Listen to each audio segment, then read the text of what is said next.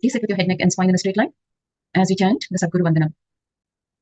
Om Nithyanandam Paramasukhadam Kevalam Jnanamurtim Dvandvatitam Gagana Sadusham Tattvamasyaadhilaksham Ekam Nityam Vimalamachalam Sarvadhi Sakshibhutam Bhavatitam Triguna-rahitam Sadgurum Tam Namami.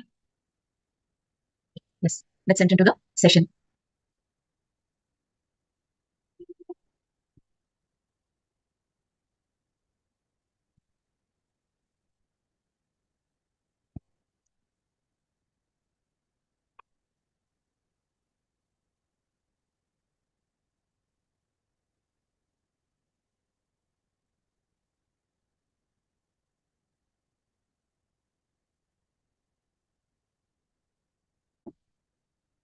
Here, Swamiji is sharing about initiation, Diksha, initiation, that is Diksha. He's also helping us to understand his own experience here, experience of Ananda Tandava, which means just jump. Now, while sharing about the initiation, the Supreme Pontiff of Hinduism says, how I made deity birth in stones. Similarly, I made Paramashiva birth in each one of you through initiation, one at a time. Carving the deity, carving the devotee. Both I did one at a time. Paramashiva himself is doing the cosmic dance. If you know Bharatanatyam, do Bharatanatyam. If you know Kuchipudi, you will do Kuchipudi. If you know Gumangutu, you will just do Gumangutu. If you know only the Kailasa Bhuta Tandava, just jump. Okay, that was on the lighter side. That is, whenever Swamiji initiated people in Adi Kailash, in his physical presence, we were very fortunate to have him around, and he would make us do the kirtans. Whenever he was initiating people, parallelly, the kirtans would happen. And kirtan is all about when people jump and dance, the third layer of energy opens up, and they are so open to the energy that Swamiji is transmitting. Now, let us look at the topic. What is a pattern? Forgetting the solution and falling into the same problem again and again is a pattern. Somehow, you arrive at a certain solution when you are facing a problem, but unfortunately, we keep forgetting it. So what are certain unchangeable facts about root pattern? The first thing is it always gets created before the age of 7, and after the age of 7, root pattern cannot be developed. Only from root pattern, all incompletions start happening. So definition of an incompletion. So to understand what is a root pattern, let us first look at the definition of an incompletion. Now, your past thoughts, emotional patterns, hangovers, residues, sitting in the present and suffocating you, not letting you live the future, is an incompletion. For example, a little boy, he sees somebody getting killed in a beach at the age of 5 when he is playing happily, and when he's enjoying the beach, suddenly he sees so much violence happening in front of him. Now, what happens to that little kid? He is stuck with that memory for the rest of his life, isn't it? It is a very terrorizing kind of a situation where the child is literally shaken and he is in fear. Now, this fear will sit inside this child and will never allow the child to be himself. At any point of time, even when he grows up and becomes an adult, he grows up as an adult, the word beach would send shivers through his spine, because all that he remembers about a beach is the murder that happens in front of the little child. And children are so vulnerable, it can literally shake them. So that is the thoughts, the past sitting in the present and not allowing you to lead, to live, or allowing you to lead into the future is an incompletion. Now, all patterns boil down to one root pattern. So the root pattern for this little boy could be fear, immense fear. When you discover your root pattern and complete it, only then your life starts, only then your life begins. Your first inner image, your first outer image, your first life image, all put together is called root pattern. Let me repeat, root pattern means your first inner image, your first outer image, and your first life image. For this boy, for this little child who witnessed the murder, his first inner image, what would be his inner image? When he looks in, I'm scared. Anything can happen. I'm fearful. I'm vulnerable. I could have also been killed there. So that would be his first inner image, feeling very vulnerable in that situation. But sometimes what happens, so you're experiencing immense fear, sometimes you express that fear. You will either run away from that place, or you will stand and show a courageous face, even though you're fearful from within. So outer image can be different from your inner image. So the child's outer image would have been that of, see, the child would have expressed his fear because he was a little child and he doesn't know how to put up a face. Child could have left that place, he could have run away from that place, or he could have just closed his eyes. Okay, so it could have been anything. For example, now in case the child felt fearful from within, the first inner image about the child, what he thinks about himself is, I am fearful, I'm scared, I'm vulnerable. But the outer image could be, if the child hasn't run away from the place, he's just stood watching the horror. It could be like he's just showing that he's a very courageous person from outside, but from within, he could be very, very fearful. He could be experiencing a lot of fear. And first life image, how he looks at the life going forward. How would that child look at life after the incident? It could never be the same. He can never trust life. Anything can happen at any point of time. So he will never be able to trust anyone or anything in life. But that could be the first life image. So all this put together is the root pattern. So I hope you're following, Kalyana Sundari. You understood what is a root pattern? Okay, you can type here in the chat whatever you have understood. What is a root pattern? Your understanding, you can share in the chat. Now let us look at the Shastra Pramana that has been taken from Bhagavad Gita, where Shri Krishna Bhagavan is talking to, here he is uttering these sacred words, wandering from one attachment to another. ऊर्ध्वमूलम् अधः ashwattham prahuravyayam chandamsi yasya parnani yastam veda sa vedavid. So the Shastra Pramana has been taken from chapter 15, verse 1. The commentary for the same, the entanglement of. Let me read out the translation in English before I move on to the commentary. The Blessed Lord said, there is a banyan tree which has its roots upward and its branches down, and whose leaves are the Vedic hymns. One who knows this tree is the knower of the Vedas. The commentary, the entanglement of this material world is compared here to a banyan tree. For one who is engaged in fruitive activities, there is no end to the banyan tree. He wanders from one branch to another, and to another. The tree of this material world has no end, and for one who is attached to this tree, there is no possibility of liberation. The Vedic hymns meant for elevating oneself are called the leaves of this tree. This tree's roots grow upward because they begin from where Brahma is located, the topmost planet of this universe. If one can understand this indestructible tree of illusion, then one can get out of it. A root pattern is nothing but the pattern through which you keep your struggle, your impulsibility, your inauthenticity alive. A root pattern causes self-denial in you. Self-denial means even you are cherishing your own failure for some perverted reasons, you start enjoying the sympathy you get when you fail. So what does root pattern cause? Ma Kalyana Sundari, what does root pattern cause? What can it cause?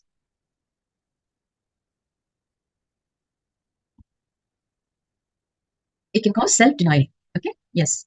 It can cause self-denial. Awesome. You got it. Self-denial means even you are cherishing your own failure for some perverted reasons. You start enjoying the sympathy you get when you fail. So until you find your root pattern and complete with it, you will not have the desired result from any spiritual technique. So understand, whatever spiritual technique you are practicing, until and unless you find your root pattern and you complete with it, you will not be able to see any desired result. Now, the good news is you can discover your root pattern and complete with it. That is the good news. You will be able to identify and complete with your root pattern in the presence of the Guru. So the one distinguishing factor here in our programs is that only because we have a living master in our lives, everything becomes possible for us. There is no room for something called impossibility. He makes it happen because he's available. Even if we fail, he doesn't allow us to fall down. Swamiji continuously tells, even if you fail, you are not a failure. But society will never tell you that. When you live in the outside world, nobody will tell you that if you fail, you're a failure. They will only say, if you fail, you are a failure. But it is only the master who tells, even if you fail, you are not a failure. So the whole Sangha, Swamiji's followers, they are aware of this fact that in his presence, anything is possible. Everything is possible. And they are always in the space of possibility. And Swamiji ensures that you are in that space of positivity and possibility. Because in the initiations that we receive during the darshans, he ensures that each and every being is being attended to. He is able to reach to each and every being and bless that being to raise himself or herself, by themselves.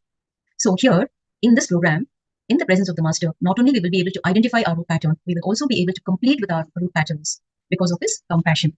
Now, let us watch a short video on how to find your root pattern.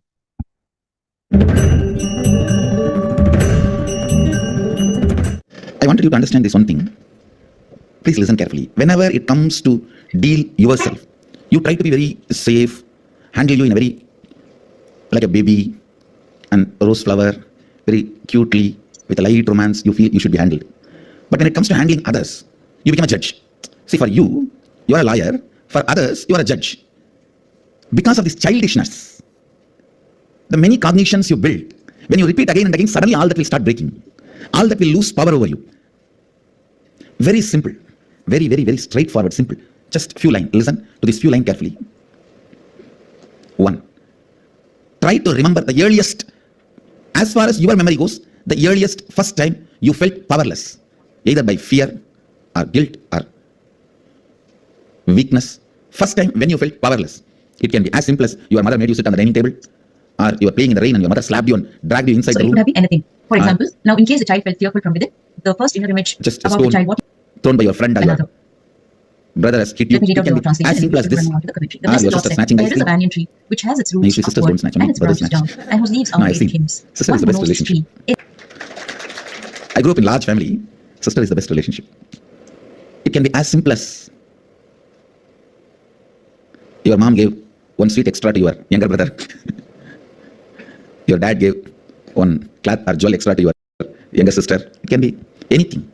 First time when you felt powerless, what was your inner image? Means, what did you tell about you to you? What was your outer image? How you showed you to others? How you reacted to that situation? And what was your life image? Means, how did you judge others or life at that moment? Listen, what was your inner image? What was your outer image? What was your life image at that moment? It's almost like a surgery. You have to now cut yourself and see. It's a surgery, literally, because now you will remember an incident which happened at the age of 8. When you try to find out what happened that incident, suddenly you will remember something which happened at 6. When you cut and start remembering that incident, suddenly it will open up something which happened at the age of 3. Earliest memory. First time, as far as you can remember, when you became powerless. Actually, you'll be surprised because I'm going to blow prana into you. It means awaken your pranic energy. You will remember the memories you never imagined you'll be able to remember.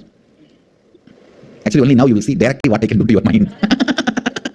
You will suddenly remember the deepest layers of your memory. You may even remember what happened during your birth, and even those things you may start seeing. Actually, I'm going to blow prana into your navel center. You'll be there only, I'll be here only. I'll be awakening. You see the navel center. That means your umbilical cord connection with your mother. That is the zone stores earliest memories. And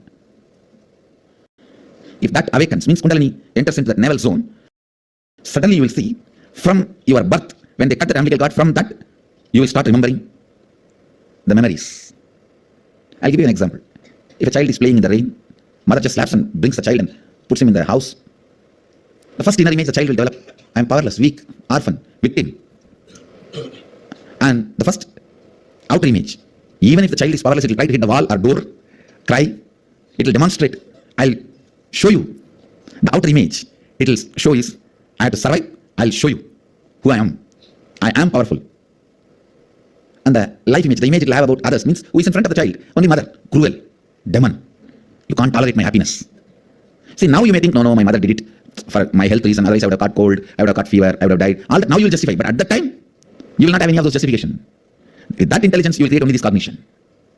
All of you are getting it? Actually, I'm going to churn and awaken the Kundalini Shakti on your navel. How many of you understood this example?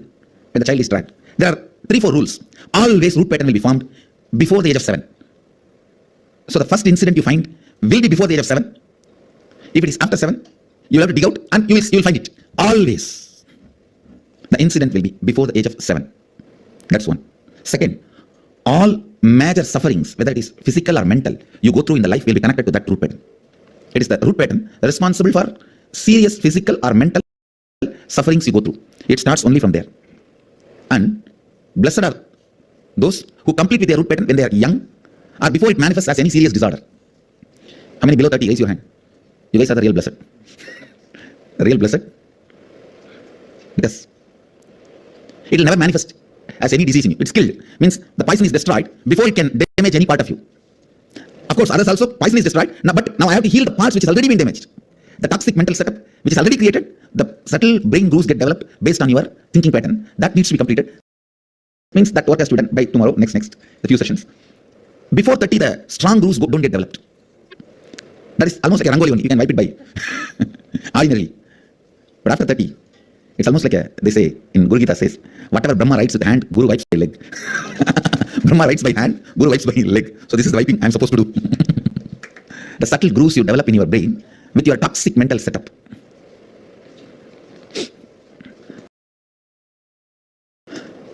Now only you are entering into the most serious or important part of inner awakening. Please understand. Last 4 days is more like a warming up session. I'm introducing some concepts, some theories, some simple techniques, some simple, very entertaining processes. Today we are entering into a very serious transformation where literally many of your past loads will be wiped from you. Means you will forget them. It will just not be there. It will just not be there. But not their zone, you would have never imagined can happen to you. You understand? So you can never imagine some heavy load from you can be taken away once for all. So now this is the process we are going to enter. So much of load will be taken away once for all. Where not only they become irrelevant to you, they are just not there for you. That is the best space to be. Your root pattern again and again repeats and hurts you deeply. One more thing, how many of you understood? Yesterday in the whole Samskara Kriya, many of your sufferings are almost like a same type. Same type only, your sufferings, your patterns, the way you torture yourself is the same type. How many of you understood that? That will be disconnected or broken. It's like there's a pearl chain If you just cut the center thread, the whole thing will fall apart. So today I'm going to cut the center thread, the root pattern, which makes your life go in the same trend of suffering. Whether it is physical problem or mental problem. Usually it will start as a mind, then translate into physical. But now when you kill this, in the root, it will never grow, or it will never, it loses its power to torture you physically or mentally or in any way.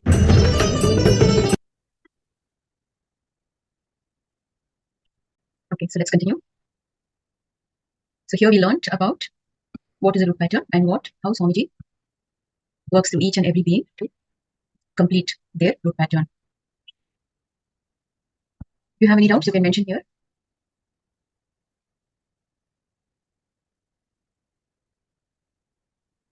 So now we will be doing an internalization. We will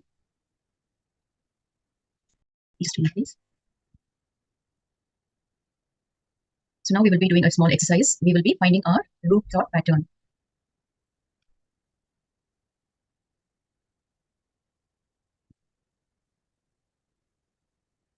Okay. Now sit straight and close your eyes and relive the first root incident when you felt powerless. Go back to your childhood and identify that one incident which made you powerless. There can be several incidents, but the most disturbing one, when you close your eyes, the first incident that comes to your memory. Now take that incident and relive that incident a few times intensely. It could be, as a child, you must have got lost while going to school someday. You must have met with a small accident, or your teacher must have punished you, or you may have had a fight with your best friend, or somebody must have shouted at you. It could be anything, any incident that doesn't make you feel good about yourself, which still makes you feel powerless. So pick up that incident and start reliving that incident. See, reliving is, you have to look at that incident as if it is happening right in front of you. You will become the child. You will not relive the incident as an adult you. You will go back to that same age. If this incident happened at the age of 3, you will become that 3-year-old child and you will relive that incident.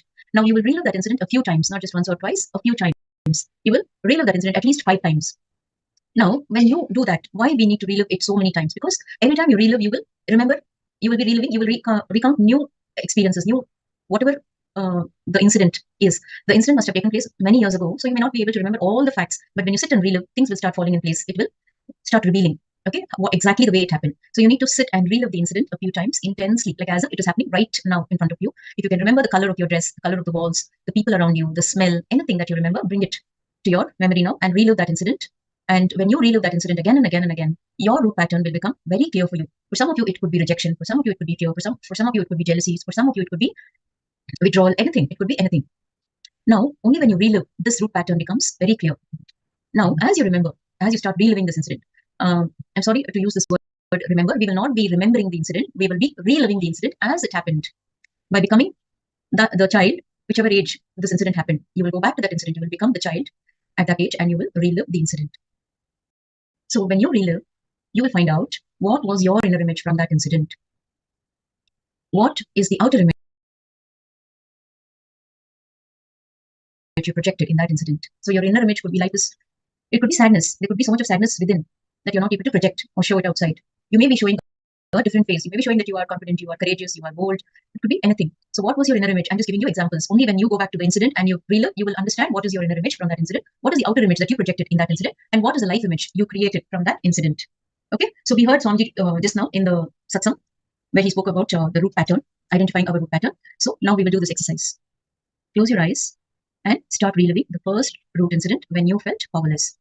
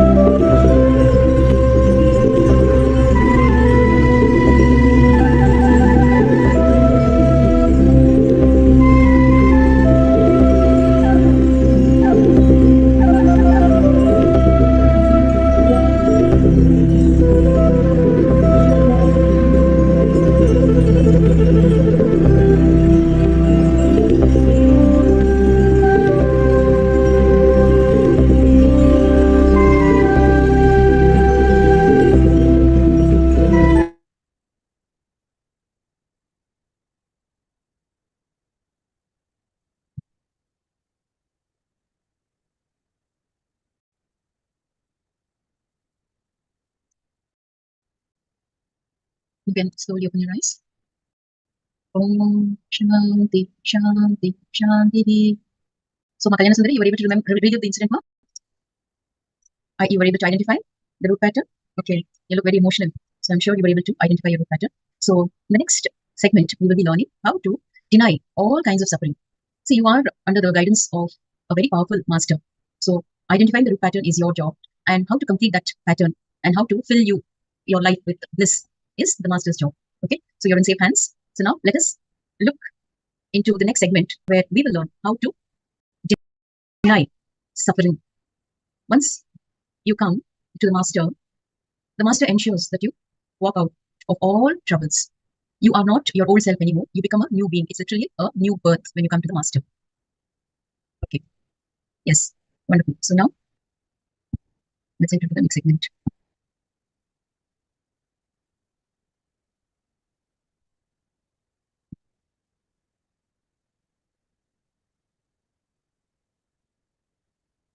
So in this segment, we will be learning how to arrogantly deny suffering. So the first thing that you need to understand here, what you will experience. You are beyond suffering. Please understand, all of us, all human beings for that matter, you are beyond suffering. Knowledge of your real creation removes tiredness, frustration, and suffering. Now, what do you need to do? So you don't have to break your head over it, trying to find out how to walk out of suffering or how to remove all the tiredness, frustration, and suffering from our lives. All you need, it's a very, very simple solution given to us by our master, Swamiji. All we need to do is have a spoon of Harikati and 1 hour of yoga, and above all, Guru's grace. The Guru's grace to detox us from parasites. And you will be able to see the reality as it is.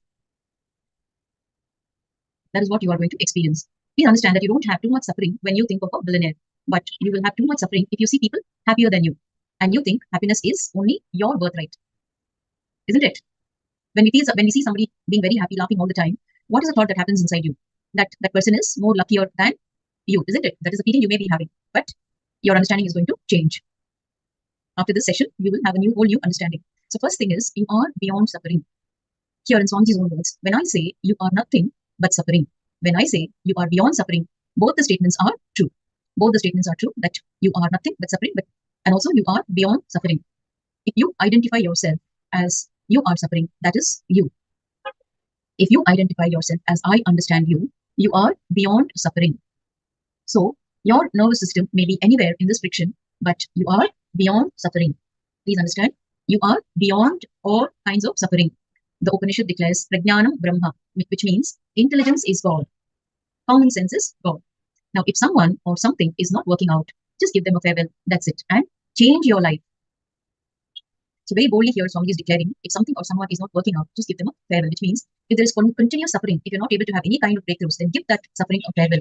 Somebody is troubling you, doesn't allow you to live the life you want to live, give that person a farewell. And that's about it. It will change your whole life. Now, common sense means simply to be light, to be liquid, to change. You don't have to carry the heaviness inside you all the time, just becoming a simple being, dropping the heaviness, the suffering, unwanted thinking, and unwanted thoughts. When you drop, you become light and be liquid to change. A simple, liquid, free-flowing type. One of the most simple and best solutions to live a life without suffering is being a simple, liquid, free-flowing type. And that is the way. So let us be intelligent to adapt to this kind of a lifestyle where we become light and liquid to change. The moment you understand common sense is God, you are beyond suffering. So what is common sense? Common sense means being simply light and liquid to change. So once you understand what is common sense is nothing but God, being liquid to change, being simple and light, dropping all the sufferings. Then you go beyond all suffering. If you know what is your real creation and what should be your real creation, you will never have suffering or suffocation. Knowing what should be your real creation is what Krishna says, Karmanye vadhikaraste ma phaleshu kadachana, which means you have the right to work, not to pray for the results. So you do your best and leave the rest to him, and he will take care of the rest. Now, look in and have the understanding about your Srishti. What is your right creation? Srishti means creation. And then you will never have frustration. When you look in and have the right understanding about your creation, which is Srishti, you will never have frustration. Sit and pen down. What is the right creation? Power of your life. What should be the right creation? You should be focusing. So let's do this exercise. Sit and pen down. What is the right creation? Power of your life.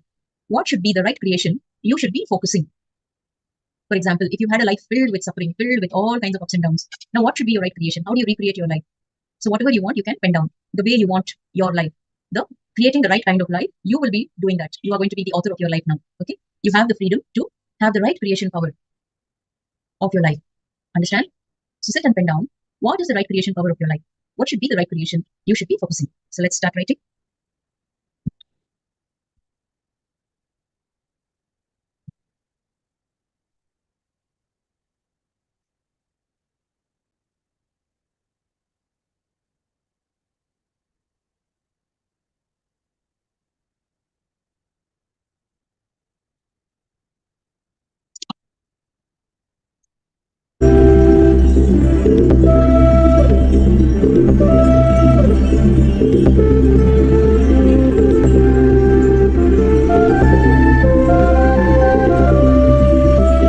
Pen down.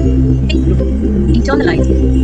Align your focus on right creation. What should be the right creation? What should be your scale to measure your success? What should be your goal? And what should be the right scale to measure your success?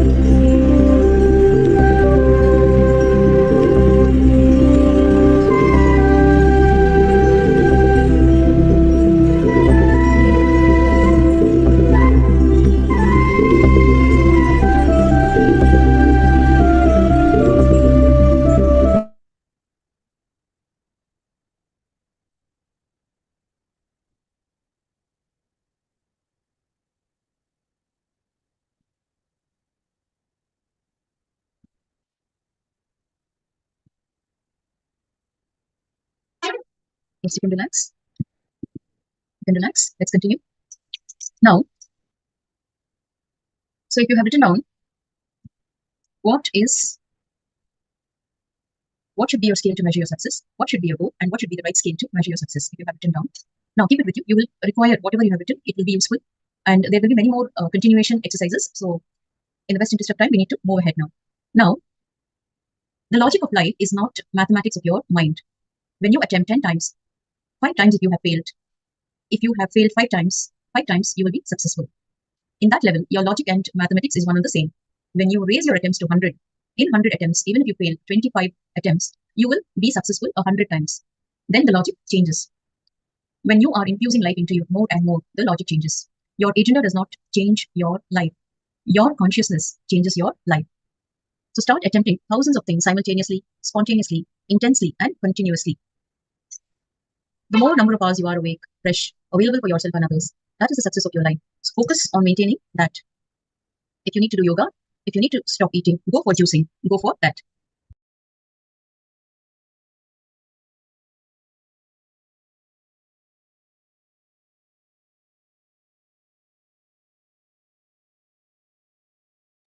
Sorry, glitch. So if you need to do Pache Patni Vratam to make yourself more active, more alive, go for that. Whatever kind of diet you need to keep yourself more active or alive, go for it uncompromising, in an uncompromising way. You being alive, active, available to yourself and others is the basic thing you need to maintain. You can also sit and spend a little time in your life to look in what should be your first priority in your maintenance. If you know, by maintaining which everything will be maintained, you just know life. And not only you will be maintaining, you will go on expanding.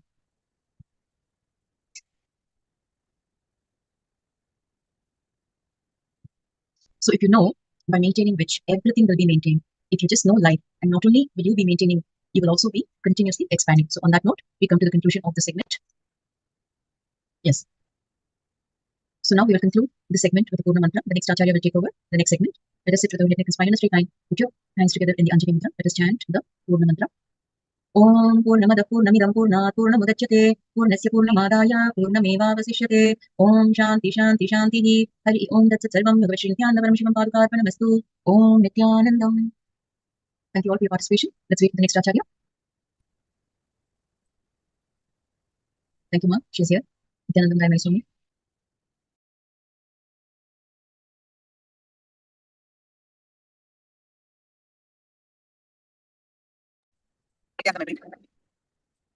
Welcome to the Paramashivoham Level-1 program. Let's start our sessions with the Sadguru Vandana. Nithyanandam Paramasukadam Kevalam Jnanamurtam Bandvadikam Gaganasarisham Tattvamasyaadilaksham Ekam Nityam Vimalamachalam Sarvadi Sakshibhutam Bhavadikam Trigunarahitam Sadgurum Tam Namami.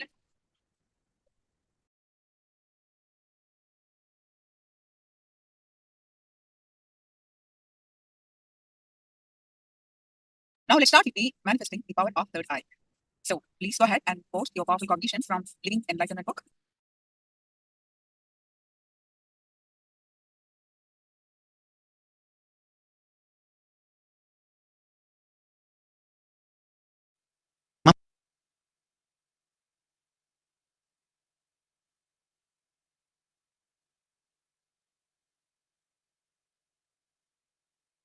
One, try to remember the earliest, as far as your memory goes, the earliest first time you felt powerless, either by fear or guilt or weakness.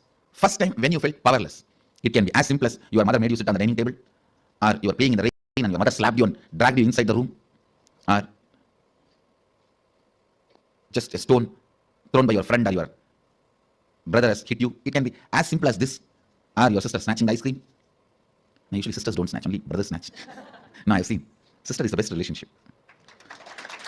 I grew up in a large family. Sister is the best relationship. It can be as simple as your mom gave one sweet extra to your younger brother. Your dad gave one cloth or jewel extra to your younger sister. It can be anything. First time when you felt powerless, what was your inner image? Means, what did you tell about you to you? What was your outer image? How you showed you to others? How you reacted to the situation? And what was your life image? Means, how did you judge others or life at that moment? Listen, what was your inner image, what was your outer image, what was your life image at that moment. It's almost like a surgery. You have to now cut yourself and see. It's a surgery, literally, because now you will remember an incident which happened at the age of 8. When you try to find out, open that incident, suddenly you will remember something which happened at 6. When you cut and start remembering that incident, suddenly it will open up something which happened at the age of 3. Earliest memory, first time as far as you can remember, when you became powerless. Actually, you will be surprised, because I'm going to blow prana into you. It means awaken your pranic energy. You will remember the memories you never thought, you never imagined you'll be able to remember. Actually, only now you will see directly what I can do to your mind. You will suddenly remember the deepest layers of your memory. You may even remember what happened during your birth, and even those scenes you may start seeing. Actually, I'm going to blow prana into your navel center. You'll be there only, I'll be here only. I'll be awakening. You see, the navel center, that means your umbilical cord connection with your mother. That is the zone stores earliest memories. And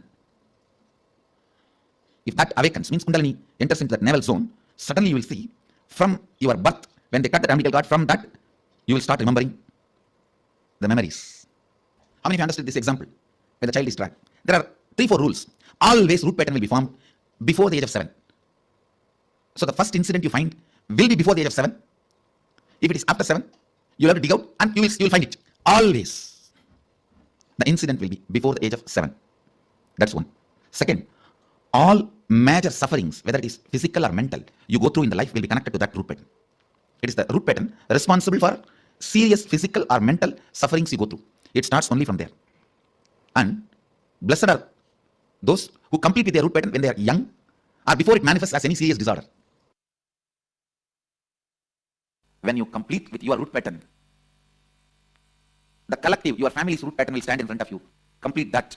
Then collective, your society's root pattern will stand in front of you. Complete that. Then collective, your country's root pattern will stand in front of you. Complete that. Then collective, the global root pattern will stand in front of you. Complete that. Then collective, whole beings, not just human, all beings' root pattern will stand in front of you. Complete that. Then the whole universal, the cosmic root pattern will stand in front of you. Complete that. Then you are Sadashiva. So every completion is not completing with one thought pattern, but completing with the whole thought current. With the whole thought current.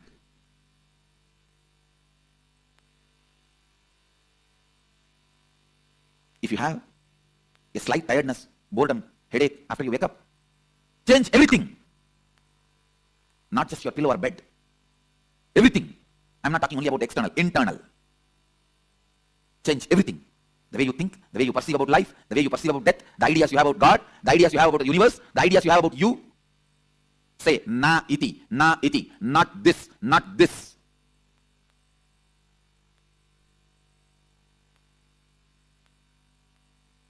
The time period you are stuck with one thought pattern is a year, season in your life.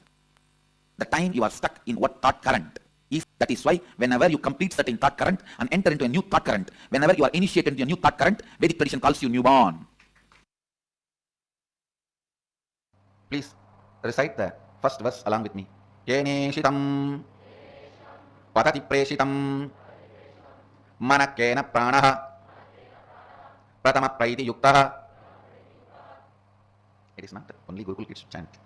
You can also recite. Keneshitam preshitam manaha kena pranaha pratama praiti yuktaha keneshitam vachamimam vatanti chakshu shrotam kabudevo yunakti. Listen, reciting this sacred verses intensely makes these sacred truths part of your biomemory. That is the reason the recitations play such an important, powerful role. The sacred truths revealed in this verse. By whom willed and caused does the mind go towards its object? It means even before cognizing illusory you, you question even the parts of illusory you. Listen, even the question, who am I, has certain level of presumptions, assumptions. You assume you are a whole and you need to find out who you are. Here, before even that assumption, Upanishad asks you to enter into pure questioning. Understand? First time when you start experiencing inner image, outer image, life image. First time when you start experiencing the root pattern, the root incident, root image. Listen carefully. Root pattern, root incident, root image. If you have false presumption, you are a whole entity, you will allow the root pattern to happen. If you have pure questioning, you will allow the enlightenment to happen. I know this generation may feel pure questioning at the age of 4, 5, before 7 is not possible. How is it going to be useful for us? No, understand? Because for last few generations, pure questioning was not possible throughout the life. They lost pure questioning throughout the life. That is why now it feels pure questioning before 7 is very difficult. Now, this generation, when you guys start pure questioning, even during some time of your life, your next generation, your DNA, your extension will feel pure questioning before 7. Pure questioning is all about the level of Kundalini Shakti, the level of mitochondria, cell energy, which comes to baby from father and mother. If the father and mother are seekers, that DNA gets into the baby. Baby will never have, child will never have root pattern. Even the first time he is put into powerlessness, he will not assume he exists, he will not create the inner image, outer image, life image based on his illusory false eye. He will only start looking into by whom will and caste does the mind go towards its object. Means who is creating inner image in me? By whom directed and united with which does the first vital life energy and chief cause comes forth towards its activities? Means who is creating my outer image? Understand? Each line, the first line is the action of creating inner image. If you don't ask the first line, your inner image will be created. If you ask the first line, you know what is the action creating the inner image. Listen carefully. Inner image is willed and caused by something which empowers the mind to go towards its object. Listen carefully. First time in your body, when mind moves towards some object, that movement is called inner image. It will create an inner image in you. If you allow that movement without being awareness, without being aware of it, you will create inner image. In that very root, if you question, Kene shitam patati preshitam manakena pranaha pratama praiti yuktaha. Basic truth. You are the ultimate. Even when you manifest all the wrong things, because you manifest. You are manifesting. First statement. Second statement, listen. Listen to the second statement. Decision, will persistence. Decision, will persistence to manifest all the best things is the science of power manifestation. Listen. Nothing else is needed to be done from your side. Listen to the second statement. Nothing else need to be done from your side other than will persistence. Decision to manifest powers. The second statement I'm repeating. Nothing else need to be done from your side other than will persistence. Decision to manifest powers. That is the second statement. Third statement, listen. Listen carefully. Second statement I'm repeating. Nothing else need to be done from your side other than simple will persistence and decision to manifest powers. Manifest your ultimate reality as you want to cherish. Actually, even if you are manifesting poverty, at one time you felt poverty is very cute and you decided to manifest, that is why you are manifesting. It is not imposed on you, you manifest it. If you are manifesting ill health, you felt at some time, you visualized it's too cute to be sick and getting attention of everyone. So that is why you manifest.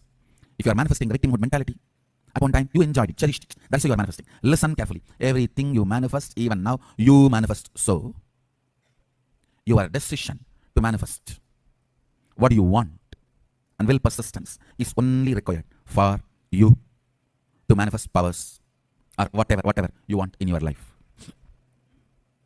Listen. Third, Sadashiva is required in the form of the Guru just to make these first two statements as reality for you without you being distracted, disturbed by all other stupid theories and theologies. That's all. There will be so many people to tell you you are sinner, you are slave, you are ordinary, bound soul, to protect you from all of them, to defend you from all of them, to safeguard you from all those saviors. And to make this first two statement as your reality, through Shakti Nipada, only Sadashiva in the form of Guru is required.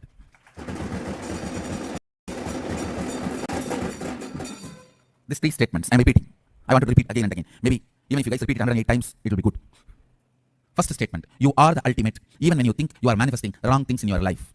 Even if you think you are bound, you are suffering, you are being tortured, you are not in right way, even if you think you are suffering, even if you think you are bound,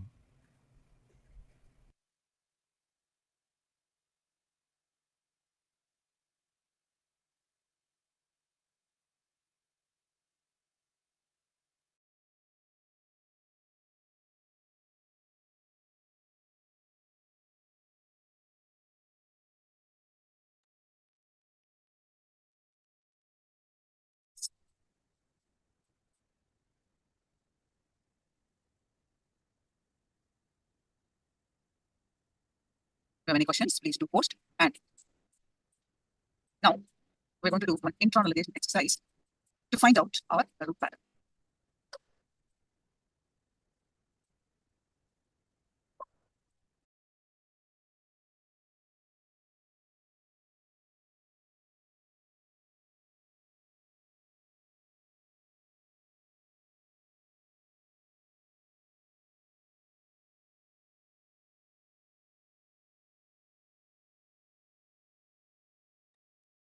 Reclaim your life to completion internalization exercise.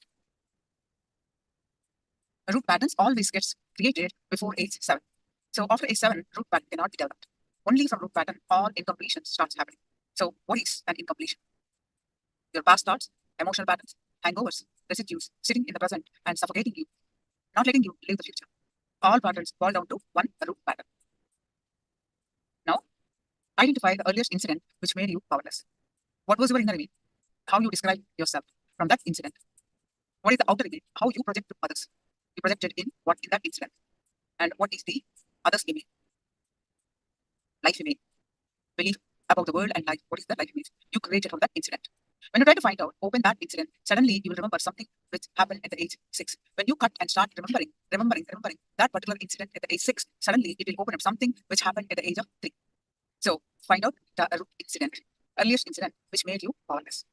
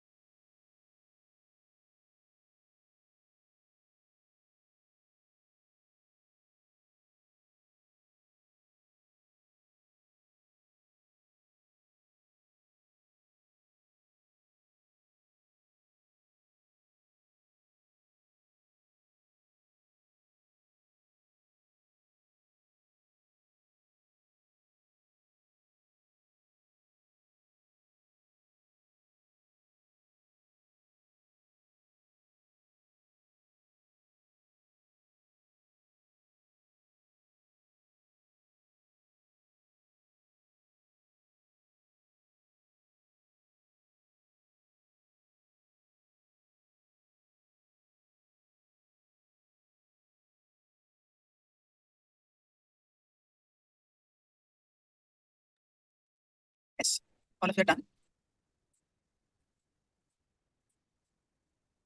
Any questions? Please do let me know.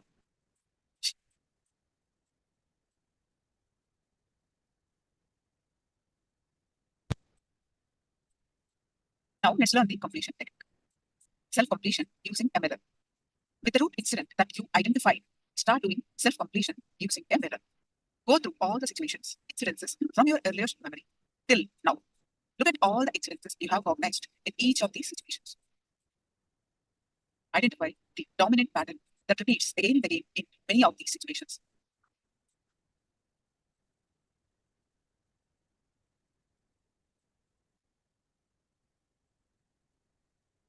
So, self-completion means just be completely focused and keep the mirror as close to your face as possible. Now I'm explaining how to do the self-completion through mirror. Just be completely focused and keep the mirror as close to the face as possible. First, fix your eyes on the mirror. Don't be distracted by outer events or outer thoughts. Start re-living and completing one by one from earliest incident. Completion means look at the past running continuously in a detached, unclutched way. Please put your whole attention on the mirror. Work sincerely on every incident, every repetition of your root pattern. All incompletion is nothing but the fact not being given enough inner space and cognition and respect by you. And the perception itself is given the first priority and respect. If the perception is recorded as a reality in you, which is going to be constantly changing, it will give you a deep insecurity and instability in your life. But instead, if the fact is given the place of reality and the perception is given the place of perception and the recognition, the change of perception will not lead to more and more incompletion.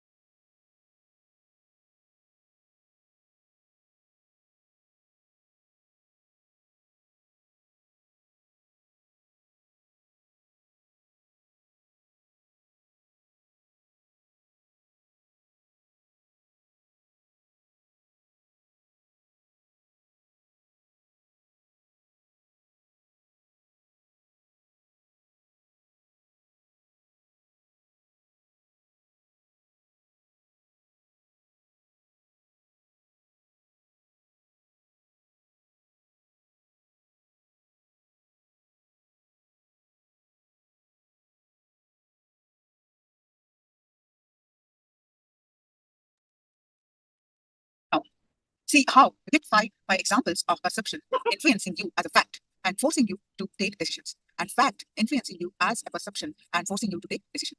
For example, you may feel the fear of cancer because the next guy who is works next to you is smoking. The passive smoking cancer fear may be looking very possibility for you. And the machine in which directly you are working, even if you miss one moment, your hand will go away. That accident will be impossible for you. This example is to show you about perception, the combination of perceptions, combination of perception. Just keep it down.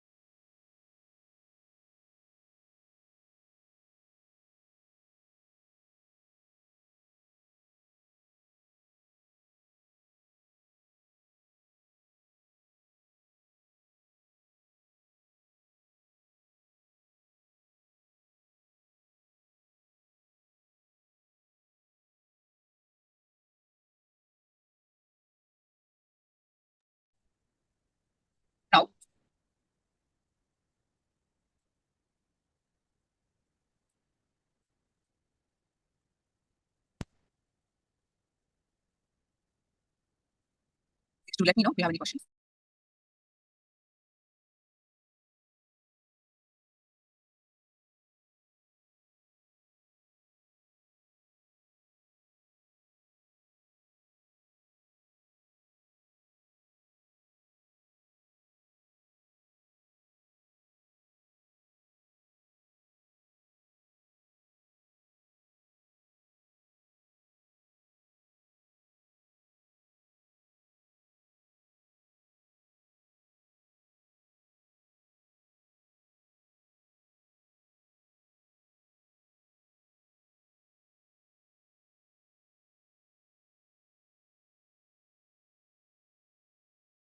Now we're going to learn Samskara Dahanakriya, experiencing the Ananda Tandava.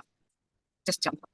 While sharing about initiation, the Supreme Pontiff of Hinduism says, "How I made daily birth in stones, same way I made Paramashiva birth in each one of you through initiation, one at a time. Carving the deity, carving the devotee, both I did one at a time, one at a time, one at a time. Paramashiva himself doing this cosmic dance. If you know Bharatanatyam, do Bharatanatyam. If you know Kuchipudi, you do Kuchipudi. If you know just Kumangutu, you just do that Kumangutu. If you know only Kailasa, Bhutatandava, just jump. Samskara Dahanakriya means burning all your pain patterns, which is the root of suffering in your life. Life and enlightenment cannot be made more easy than this. It is so easy that Samskara Dahanakriya is equal to 100 Panchatapas. It is the most easiest process to enlightenment. Just like how your body accumulates excreta due to its daily functioning, even your mind collects some excreta that needs to be removed. This process removes your psychological excreta. Your whole brain will feel it. Not only your mind, even your inner space will feel it. Shiva Jnana Upanishad, Vijnana Vairava Tantra, 94th verse, 22nd technique. Chittardanta Kritan Nasti, Amantar Bhavaye Didi, Vikalpanam Abhavena, Vikalpa Risito Bhavet. Just consciously feel within that divine stuff chitta of past memories of incompletion with its activities as mind, intellect, and ego are not existing in me. This is the reference for this completion. By contemplating this way in your inner space, disidentify from the past impressions and the memories of incompletion. Patanjali Yoga Sutra, 2nd chapter, 10th sloka. This process of samskara dhanakriya, by talking it out without you responding emotionally to it, to a person who does not respond emotionally to it. See, when you have a person who does not console you or criticize you, when you have a person, suddenly an engram goes to a different space with a person neither adding attachment to it, and it goes to an emotional space, and in that space it falls into a space of thought. Patanjali describes this samskara dhanakriya, he is pain of attachment, after which one can immediately unclutch to have sadhuri experience. Anything which you have other than samadhi is pain pattern. Doing completion with every painful memory, whether to be physical, mental, psychological, emotional, and conscious. Burning all your pain patterns, which is the root of suffering in your life. Even to live a normal life, not only an enlightened life, you need samskara dhanakriya. This will remove that vengeance within you completely. You are not logically powerful not to show the pain hurt on someone else. The anger you have on your brother, you show on your boss. You end up showing your pain on someone else's only solution, not to leave any own incompletion inside. Doing all of them. Each pain is like a bus which you have covered. Anybody who walks in it, you feel the pain. Solution is you need to heal the bus, not cover it. Each pain is like a bus. Don't keep it covering it up, but wipe it out completely. Doing completion with every painful memory, physical, mental, psychological, and emotional. The types of pain are physical pain, mental pain. Whenever what you want does not happen the way you want, you get mental pain. Emotional pain happens if you are not respected, if you are cheated, or if trust is breached. Psychological pain happens, just confusion. For no reason, you are depressed, and just because of time, you go through the same. Conscious pain. Pain of not achieving what you want to achieve in your life. Now, we'll be having the initiation to the process. Please straight.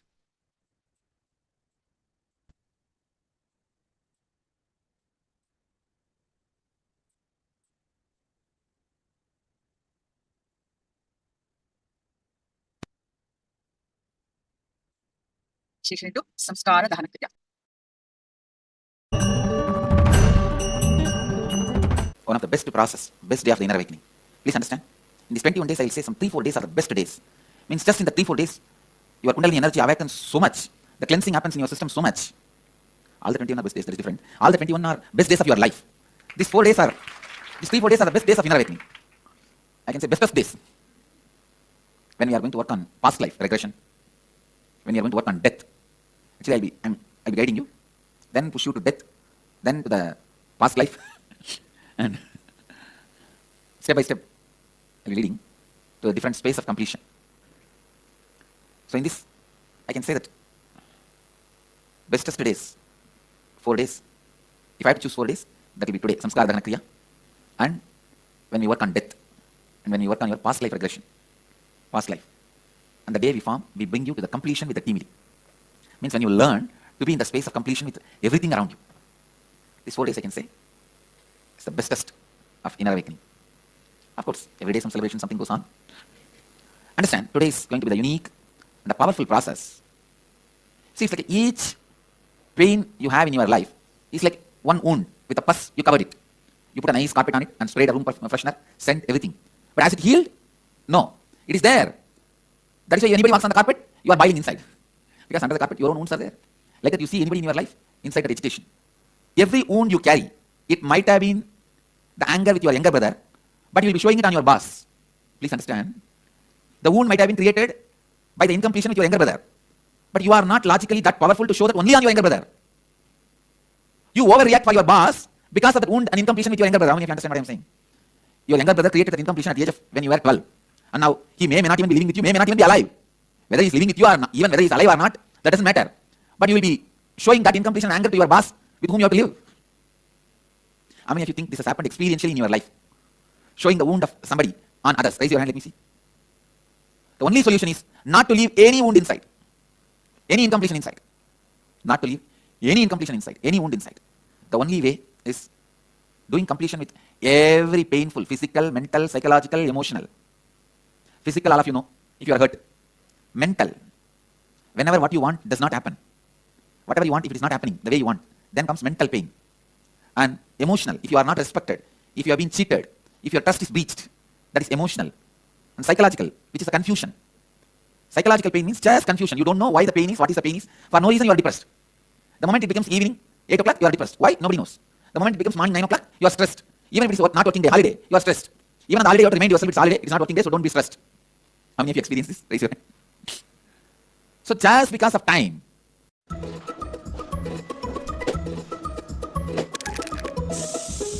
Can we really protect the environment with these actions? We believe that there's a much you go through the same stupidity. That is psychological pains.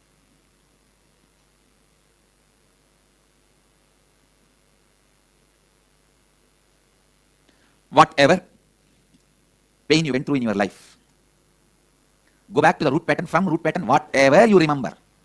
Relive in your inner space and pen down. Relive in your inner space and pen down. Relive again in your inner space and pen down. From the root pattern started till today morning, whatever you went through, pen down. How many of you are ready for it? But I tell you, you will become just a new being. It's like I'll wipe out the whole slate. You'll be a new slate. Recall each and every incident. First, listen. Relive in your inner space. Then use the mirror, relive and pen down.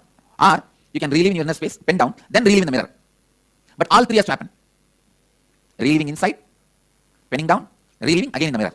All three has to happen. Do not censor anything. Do not avoid any incident. Write each and every incident. How many hours do you guys think you need? Alright, as a first installment, I give you 5 hours. Now it's almost 10 o'clock. 9:50, let's keep it as 10. 11, 12, 1, 2, 3. 5 hours. Between, you can pick up your lunch and eat and write both. Or you can just finish lunch in between few minutes. Tea you can just finish in few minutes. We will not have separate tea break, lunch break. Is it okay for all of you? Clear? So don't worry. One more thing I commit with you again. Whatever you relive and pen down, I'll clear it. I'll burn it away. I'll burn them away. Whatever you relive and pen down, I'll burn them away. And their effects on you, I'll burn them away. Relax. Pen down. Please go ahead. Today when I'm completing in the mirror, I'm finding my vision is getting blurred and suddenly I'm thinking about some other incident. That's what suffering, interfering. Just too much coming out and you just messing up with your own self. That is okay. All this will happen. See, even she came and said, "No, this whole music is like I'm boiling. There's nothing but happening inside. It has to go through. You have to go through this." My mind is putting me into a pleasant incident instead. That is what. Because it doesn't want to face anymore how much it face. So don't worry. Go ahead. ये दुनिया भर में घूमते भटकते life enjoy करते हुए business build नहीं होता. See, even so many people coming and speaking itself is nothing but you are not able to handle. You just want to come and tell something. Nobody who came and spoke anything logically. No, really. All the questions you guys asked, I answered before starting the session. I have given such detailed instruction before the session.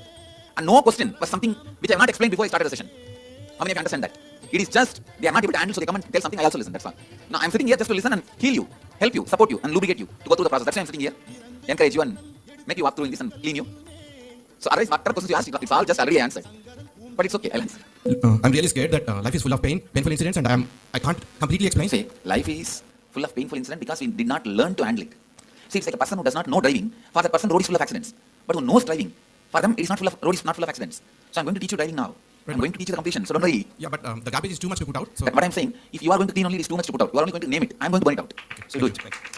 I'll really do it. Don't worry. I understand. I'll really do it. Person that I was with, kind of in a fantasy way, because that's how I saw them back then, because I described them as a witch, and it's not really realistically how they were, but that's how I felt. Is that okay? Whatever you experience, whether it's realistically correct or not, you pen down. Okay, thank you. With the mirror. No, you can complete inside and then complete with the mirror and then write down also. Yeah, but when I'm completing within me and then writing it down, I don't feel that it is an incompletion to complete it with the mirror. I like, you know. You don't have to feel it as incompletion, just relive in mirror. But I feel that complete dissociation by that time. It's okay. Feel, really once more in the mirror. Because sometimes just to get rid of the work or laziness, you don't want to feel that as incompletion. Relive. It's not memories, but just thoughts that are always in my mind that are just always disruptive.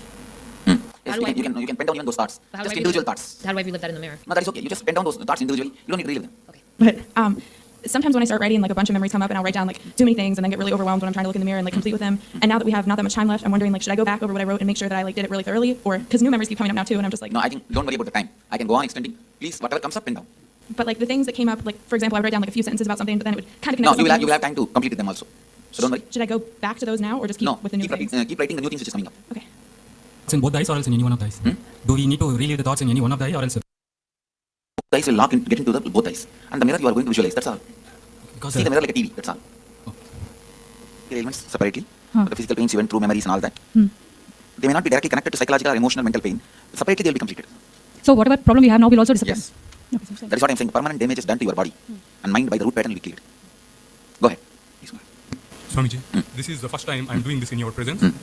Previously, I struggled in the last 6 months to find out the root pattern incident.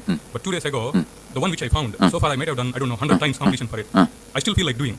I'll put it out, don't worry. And then, every time I wrote year by everything. And whatever was looking painful before, now, yeah, they are painful, I am writing. But still, they look trivial in front of my original thing. And I've been praying Mahadeva now to give completion to all the 4 involved in that incident. So, do you think I really got that actual incident? I do not know. I can say that you got the actual incident. The completion will start happening now.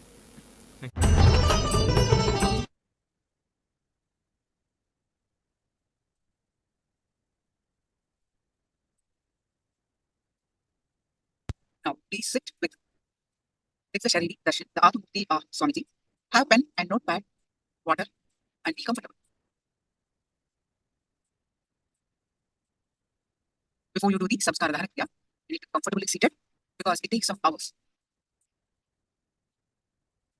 Step 1. Start with the earliest memory of your life and recall all the unpleasant moments, incidences of your life.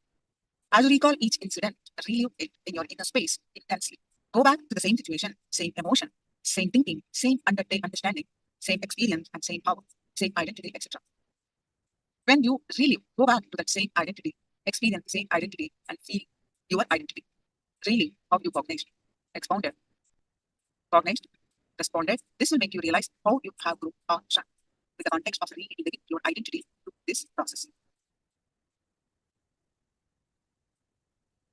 Next, go ahead and get your notepad, notebooks, pens, and prepare for this.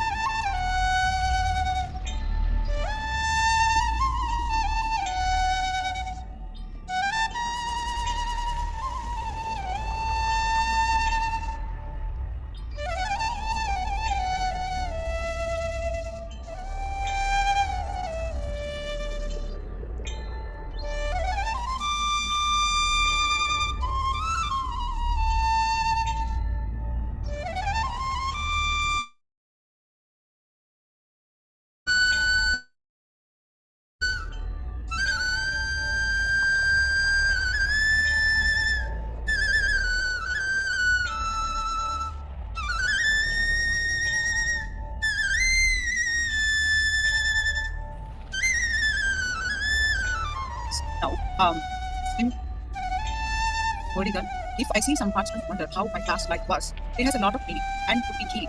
Some pains are such engaged and some earlier happened. And why I am so impressed by pain? It is conditioned. Our life is conditioned by pain patterns. We are so used to it. We mentioned that some of them happened very young age. That means you are so used to it. That's how you know how to live. You have not experienced the other way.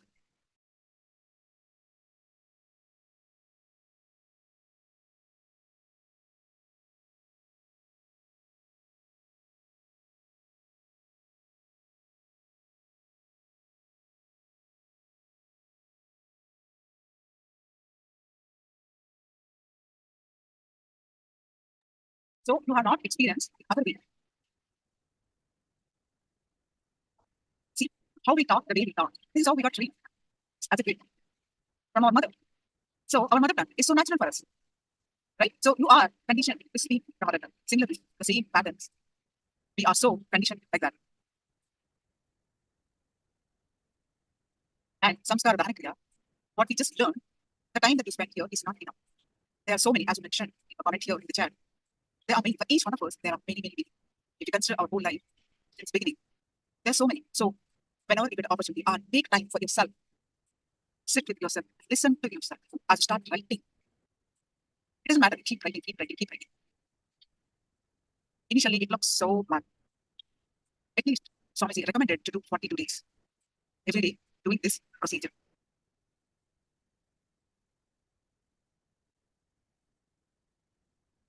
Is it better now?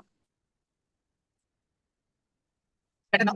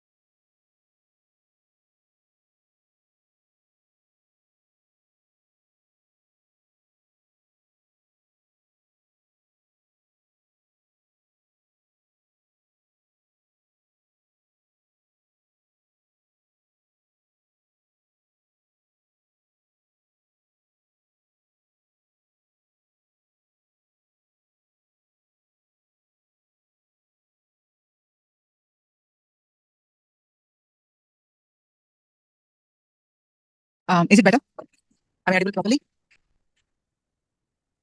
Okay. Okay, let's continue. So, okay.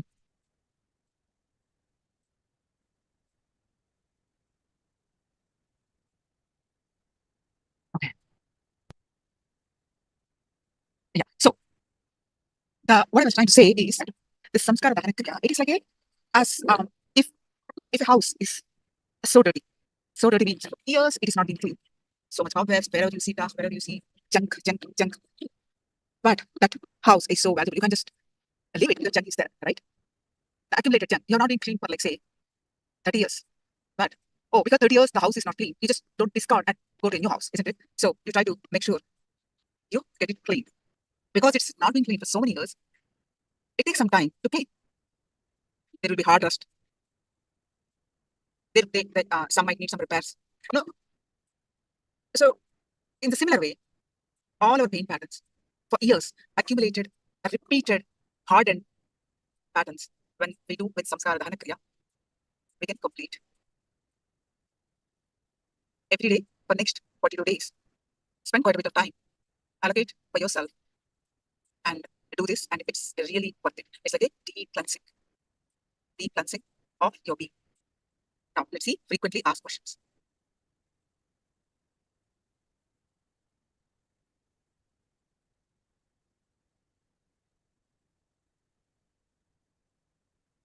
Should we write only unpleasant incidences? Understand, your remembrance of your past will only be painful because you have a natural tendency of remembering only pain. If there is no pain, powerlessness, incompletion, you just forget it. Do not censor anything. Do not avoid any incidences. Write each and every incident. Express all the emotions that come up as you share. Do not suppress anything. Remember, you're sharing in a very breathing space of master, and tremendous healing will happen if you do this process with integrity and authenticity.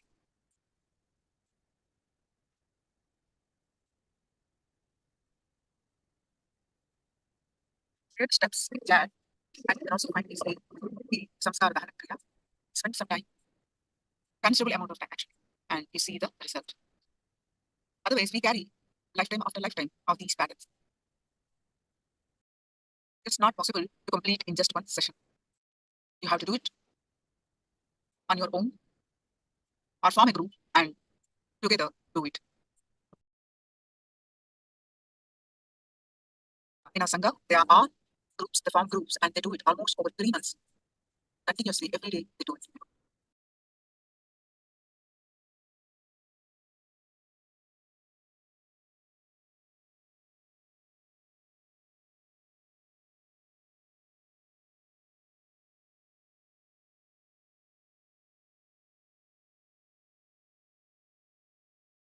Now, we're going to see completion with past.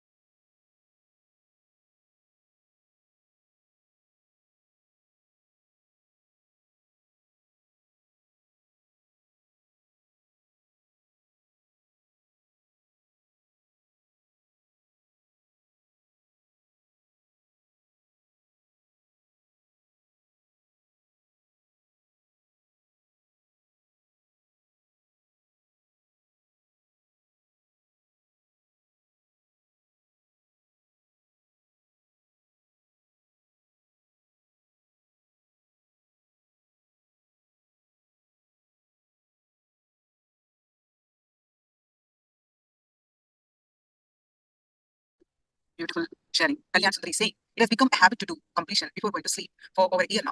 Surely, it is very helpful. I feel so much lighter and so much more relevant than I was 1 year ago.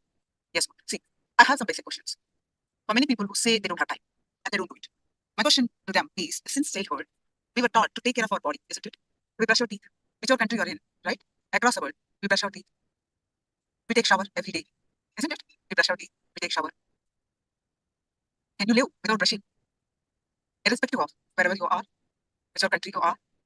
It is whether you like it or not, for your body upliftment, you have to do this. You have to brush your teeth. You have to take shower. Same way. That is like natural, you do it. However busy you are, you do it. Isn't it? To live life normally, you have to do it. Similarly, doing completion has to become like how you take shower, how you brush your teeth. That has to become part and parcel of daily living. It could be, you don't have to spend hours and hours and hours. But as you do, you'll find a knack to do it. You'll find a knack. There are many completion techniques. You'll just stick to it. And you will be able to do quickly. Bring your awareness to what your incompletions are, and you'll be able to do any technique process. Simply, you'll be able to complete with that. It has become like shower. You don't feel shower as a pain. You don't feel brushing as a pain. You'll do it. Does it make sense? For those of you, every one of you, it has to become a habit. Like a mental cleansing. Right? We care so much about body cleansing. But what about mental cleansing? Now, we're going to watch Swamiji's various success compilation of the completion with the past.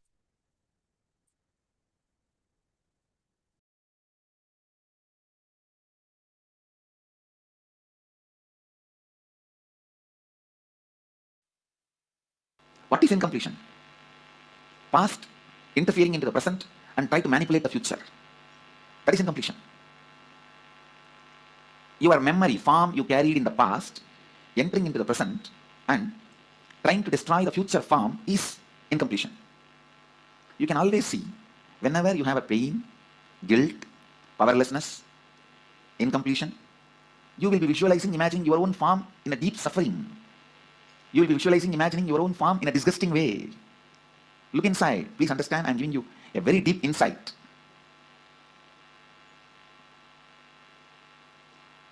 Whenever you are powerless, angry, violent, incomplete, look in, you will be remembering your own form from the past, which is, actually you will be flashing your own photograph in your screen. Let me talk in the language of computer, you will understand.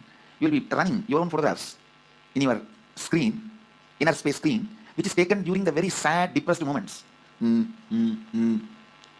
can I do? Lost, over.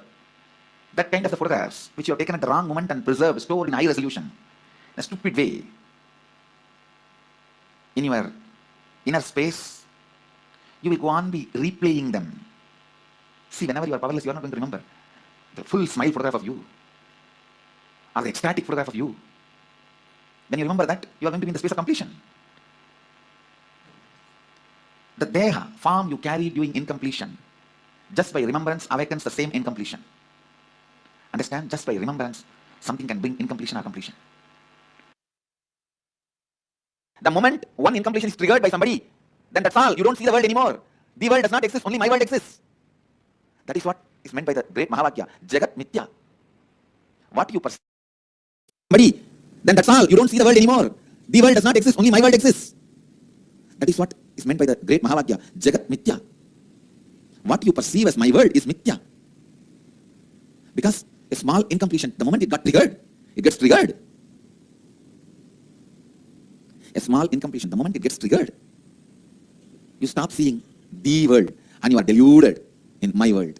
Brahma Satyam, Jagat Mithya. I don't disagree, Jagat Mithya. But that does not mean in your actions you will not radiate the truth Brahma Satyam. In your actions also, you have to radiate the truth of oneness, non-dual consciousness. While you are seeing your finance, your accounts, sitting with your auditor, do you feel that oneness without falling into the powerlessness? While you are sitting with a spouse and having a dinner or lunch, do you feel that oneness without falling into the powerlessness? When you are sitting with your team and discussing your corporate strategy, look in. Just your back pain disappearing is not the result of Advaita. All the pain which you have hidden in your back should disappear. Not just back pain disappearing, all the pains which you have put in back has to disappear.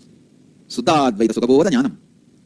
The pure Advaitas, joyful influence and the wisdom which comes out of joyful influence. Please understand, the joyful influence of Advaita is what I call completion. The joyful influence of Advaita is what I call perpetual completion. The joyful influence of Advaita is what I call Sagaja Samadhi. Paramashiva's own reflection, his own reflection in this universe is yourself. Yourself's original source in the parallel universe is Paramashiva. Listen. Understand this example. A swan, Paramahamsa, flying on the sky. He's just floating in the sky. His reflection falling on a swimming pool. The reflection is you. The swan is Paramashiva. The swimming pool is your body. Understand? The moment a reflection looks back to the source, it realizes it was, it is, it will be forever Paramashiva. Sometimes the reflection feels it is being hurt by the waves in the swimming pool. The reflection need to realize nothing in the swimming pool, even if the swimming pool is dried, it cannot hurt you. It cannot hurt the reflection because reflection is centered in the source. You only have two choices. Either you can enjoy you being a reflection or you can go back to your source. Beautifully, Paramashiva explains to Devi, anything goes circular. Listen, anything goes circular, repetitive is a reflection of me. Even when it believes it is suffering, it cannot suffer. It can only forget its existence.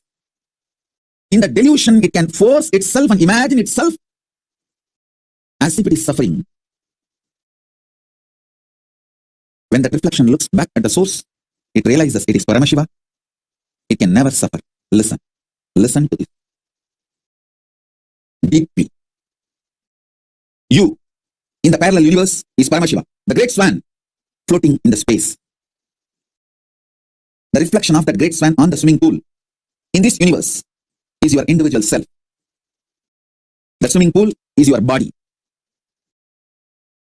Anything which goes around, listen. Paramashiva explains so beautifully. I'll tell you in the modern language. Whether it's an atom or known universes, everything goes around it is in circular motion in the space, in Chitagasa, conscious space. Anything, whether an atom or the known universe, everything is rotating in the circular motion. What is created in the circular motion is called circular time. The time which circles, repeats itself. You can see in your body. Your hunger repeats itself. Your number 1, number 2, number 3 repeats itself. Your sleep repeats itself.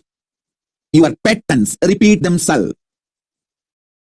Your decision to smoke, your decision to drink, your decision to be addicted to something, everything is repetitive.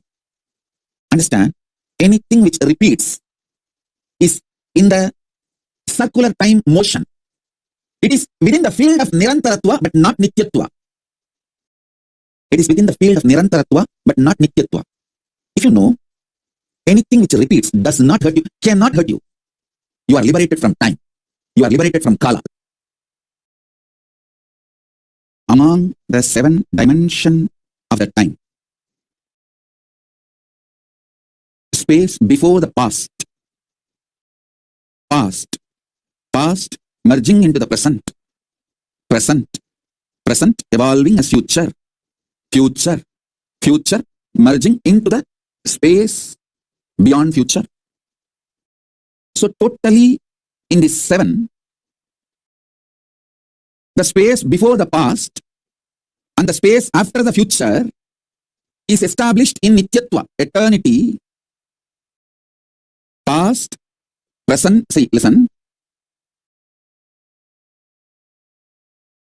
Past becoming present, present evolving as future. This 5 is Nirantaratva. In this Nirantaratva 5, only the present moment touches Nityatva. So, if you want to enter into Nityatva, voluntarily, if you want to break this Kala Chakra consciously, the door is open only in the present. The cumulative effect of all the practices you did and the initiations you received enters into the present and makes you experience Nityatva. Listen, I wanted all of you to remember the cognitions I gave about Nityatva and Nirantaratva. Nityatva is 7, Nirantaratva is 5. Nityatva is all the 7 put together. Nirantaratva is this 5. In these 5, only in the present moment you touch eternity. Before the past, if you enter into that space, you can touch eternity. Through completing with all your past, you can reach that. Sometimes it may take even few janmas to reach that. And through the future, you can reach the space beyond the future by constantly being in Nirvikalpa Samadhi, burning all your desires and patterns which want to repeat itself. You can reach. Again, that also sometimes may take few janmas. But entering into the Nityatva can happen in the present moment just through initiation. Remember the definition and the revelation about Nityatva. Remember the truth about Nirantaratva. Remember the next statement I made. You can reach into Nityatva by going before the past. You may need to complete the past. By completion, you may enter into the space before the past. You can enter that way. That's also one path. There's another one path where you can enter into the Nityatva by exhausting all your future. By being in Nirvikalpa Samadhi, you burn all desires, all seeds, all bijas which can manifest your future, all karmas burnt. And then you enter the beyond future space, Nityatva. That is also possible. But both will take few births to achieve. At present, in this very moment, through initiation, I can put you into eternity, Nityatva. In this present, 3 things are going on inside you. The identity default you cherish. And the identity you consciously want to manifest. And the struggle between these 2 identities, your doubts, hatred, denial. Smelling Paramashiva. Waking up to Paramashiva. Waking up to this highest. In this moment present, it can be done through the initiation.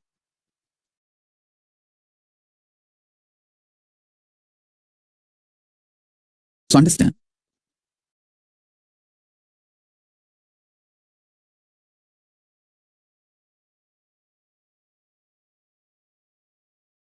That is why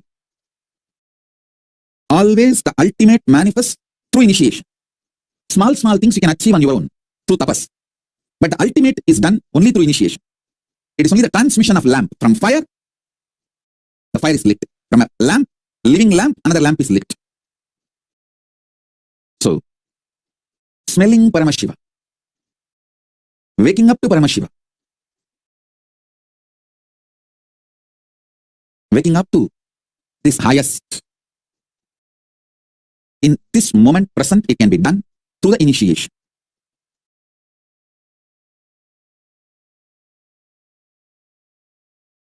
So understand.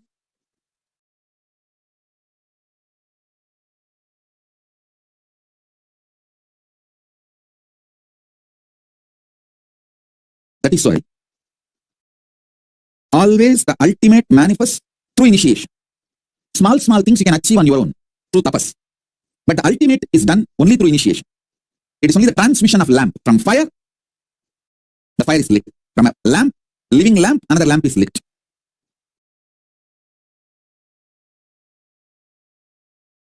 I'll explain this eternal, the truth of eternity. Understand? Many of your patterns, sufferings, fears are impulsive, not existential based. If you decide to sit with you and relaxed way look at you and have a mature conversation with you, much of your fears have no place inside you. If you just want to throw tantrum, how can you do that? How can she do that? How can this person do that? How can that person do that? If you are interested in throwing tantrum, all the fears, greed, everything has a place in you. But this constant tantrum-based reaction and action, the life you are going to manifest around you is going to be hell. Listen to that truth.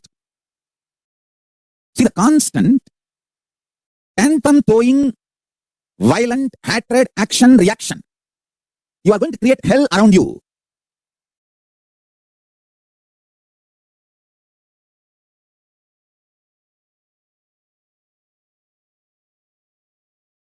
Nityatva.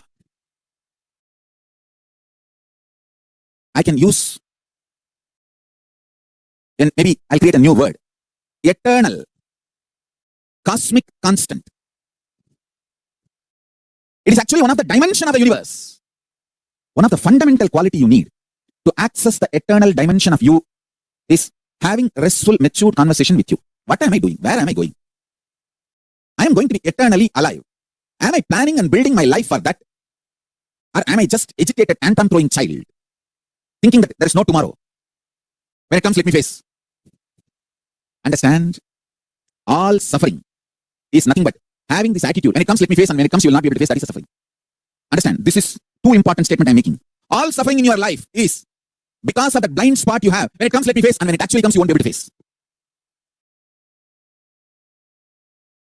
In the past, you have a full freedom to form opinion about your past, and you have full freedom to create the possibility of your future. This clarity you will get only if you decide to do tyaga. Listen. I am freed. I declare boldly. I am freed, liberated from sufferings once for all. Suffering related to past, suffering related to future. Because I decided to do tyaga. Understand? You can always sacrifice the achievements, pleasantness, bliss, joy related to your past. You can always forget that you completed PhD. But you can never forget you got delayed for one of your examination because you spent time with your girlfriend. Or you slept and you did not appear for that examination. That pain you will be carrying even now. Sacrificing the past related pains.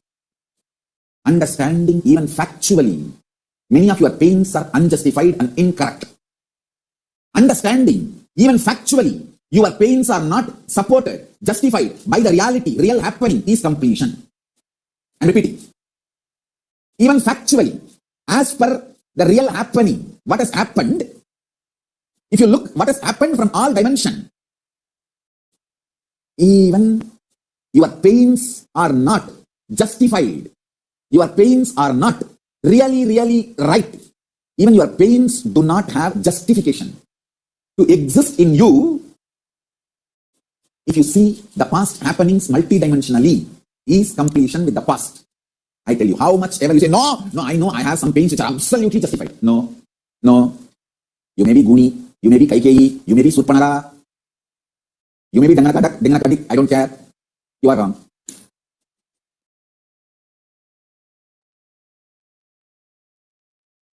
Now let's do the intron exercise.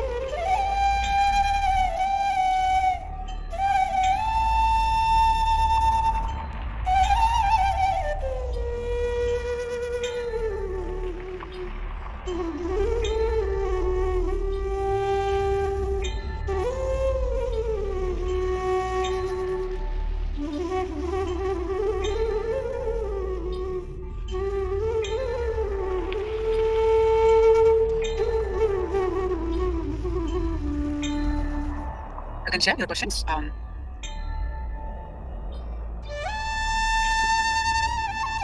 That we should answer.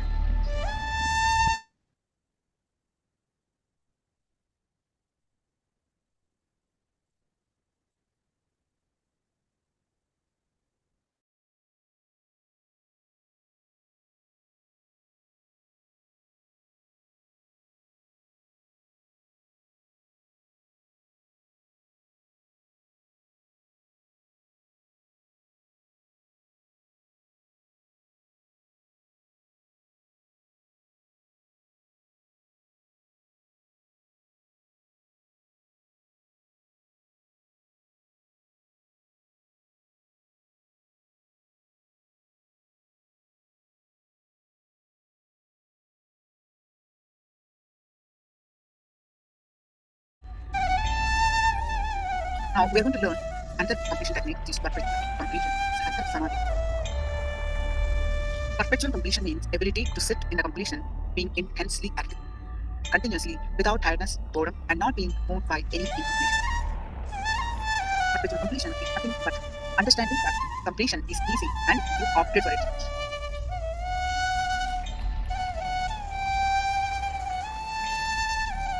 The Purna Mantra. Purnamidam, Purnat Purnamudachyate, Purnasya Purnamadaya, Purnameva Vashyate. Completion from completion till the beginning. Completion has moved out. Completion remains. Completion, even if the studies of completion, it remains. And completion merging into completion remains. When we are in the space of perpetual completion, everything will look beautiful. We will feel everything is so beautiful, blissful inside us and outside us. Our decision to be in the space of completion is primary requirement. See, completion starts with your decision. Any completion technique will follow, but it originally starts with your decision to complete. Our decision to be in the space of completion is primary requirement. Pranamishta, first foundation. When we decide to declare completion with ourselves and with others, life starts. Your thoughts, your actions, your words strengthen the inner image, outer image, and others' image and life image you want to create. Turning your thoughts, words, actions to your authentic identity whole day and living is called perpetual completion. Whatever you do, whatever your thoughts, words, actions, everything, if they are aligned to your authentic self, that is called perpetual completion. And when you call genesis of identity, your inner image, whatever you think about you inside, whatever you believe strongly as you inside, is inner image. What you're feeling inside about you, that is inner image. Outer image is, but that inner image you don't project. You project something different. That is outer image. How you show yourself to others, that is outer image. Then others image, what others are thinking about you, perceive about you. Whatever you may show as outer image, but they have their own opinions about you. People carry their own opinions about you. That is called others' feeling. Then, what you are carrying, your perceptions about life. You may think life is exploiting all the four-letter words you may have about life and others. That's called life feeling.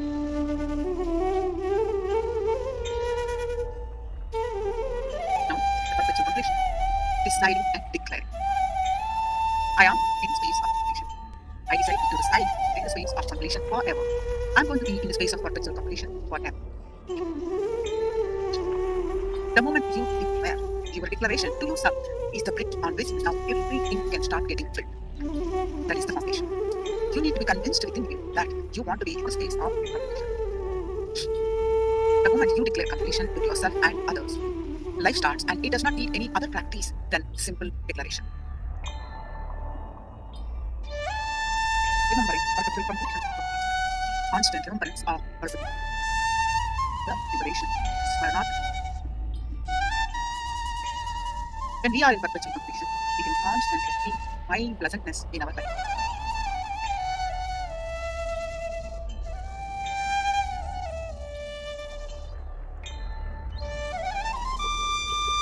Now let's do this exercise. Look inside and see if any thoughts are racing. Find the source of those thoughts.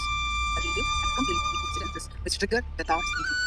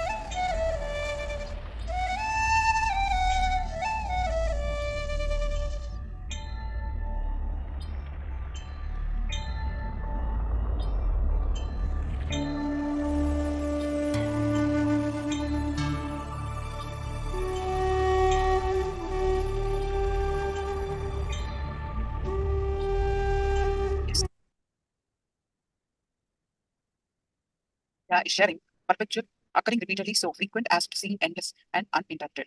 Thoughts are one and easier to find the root of. Images, these are that's right. Yes. Now, when you do the completion, perpetual completion, you're also going to learn one or other techniques also, like mirror technique, self-completion, sapurnatva kriya. So many techniques that we do. But whatever we do, it starts with a decision to complete. Your decision, your declaration, that matters. It starts with that. That decide the completion. Now, when you do that, when you complete with those, all these patterns, whether you do sapurna, samskara, dahana kriya, what you experience is your higher self. Whatever you are having patterns, whenever you're struggling with patterns, you're struggling with your lower self, your human self. When you start doing completion with these, what remains is your higher self. So let's watch from Swamiji's own words, fall in love with your higher self. Nityanandeshwari Madhyamam Asmadasam. I welcome. And all over the world, Ohio, Prayan, Seattle, Chidambaram, Kuala Lumpur.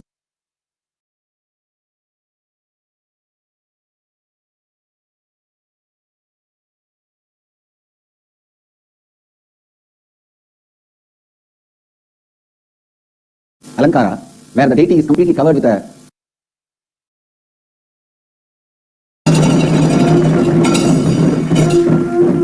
So, I wanted to tell all the parents of the Gurukul kids and the Gurukul kids, they will continue to run the Gurukul. Thank you.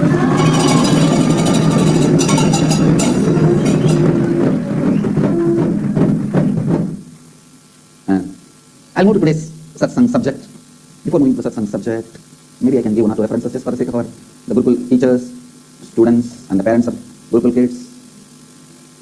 We have a very clear legal protection given by the Constitution, Indian Constitution, and even the circular, Government of India, Ministry of Human Resource Development, Department of School Education and Literacy, the circular dated, the circular TF number 115 by 2010 E4, very clearly says in the third point, institutions including madrasa and Vedic padashalas, especially serving religious and linguistic minorities, are protected under Article 29 and 30 of the Constitution.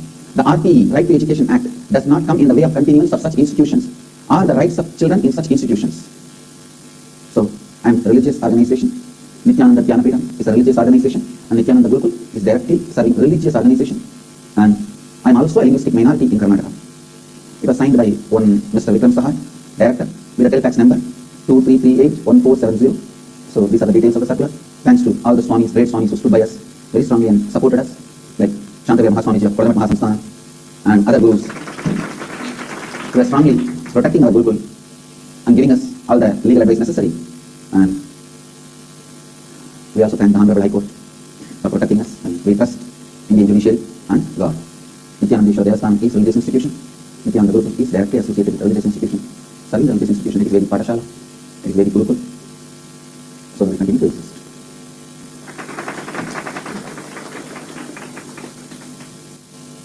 There's a clear Supreme Court judgment also. Maybe I'll give a judgment number. The whole judgment is available in here. Maybe later on we'll provide this. The petition C number 95 of 2010. In the judgment, Supreme Court has very clearly spelled it out. I'll move to today's satsang subject.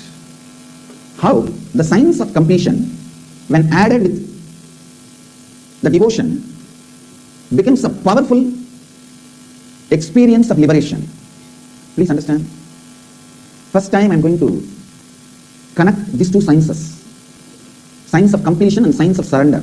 In the traditional bhakti literatures, the Dasa Parampara, Kanakadasa, Purantaradasa, Vittaladasa, Bhakti Sampradaya of the great Shaiva Nayanmas and Kanakadasa, Purantaradasa, Vittaladasa, Dasa Parampara. The great devotees like Meera, Andal, Chaitanya Mahaprabhu, from the Narada's Bhakti Sutras, the whole Bhakti Sampradaya finally evolves to the ultimate surrender. We call it Atma Sharanagati. And the science of completion. The science of completion is from the Advaita Sampradaya, Yoga Vedanta Sampradaya. And the science of surrender is from Bhakti Sampradaya. How both complement each other. Please understand. Ultimately, the complete completion happens when you don't even bother about complete completion. Even the desire or the effort for the complete completion is surrendered. Even when that effort is surrendered at the feet of the divine, the complete completion happens. The science of surrender, please listen. Listen sincerely and intensely. The more and more and more completion you do, the more and more and more the surrender starts happening. I need to define surrender. Surrender is no way starts with powerlessness or gives you the powerlessness experience or ends in powerlessness. Surrender starts with powerfulness, leads you from power to more powerfulness, ends in ultimate powerfulness. Surrender is no way connected to powerlessness. Many times in your powerlessness, the giving up, you call it a surrender. No, giving up is not surrender. Giving up is not surrender. Dhyan se suniye. Listen, giving up is not surrender. A Shiva Bhakta will never give up on himself or others.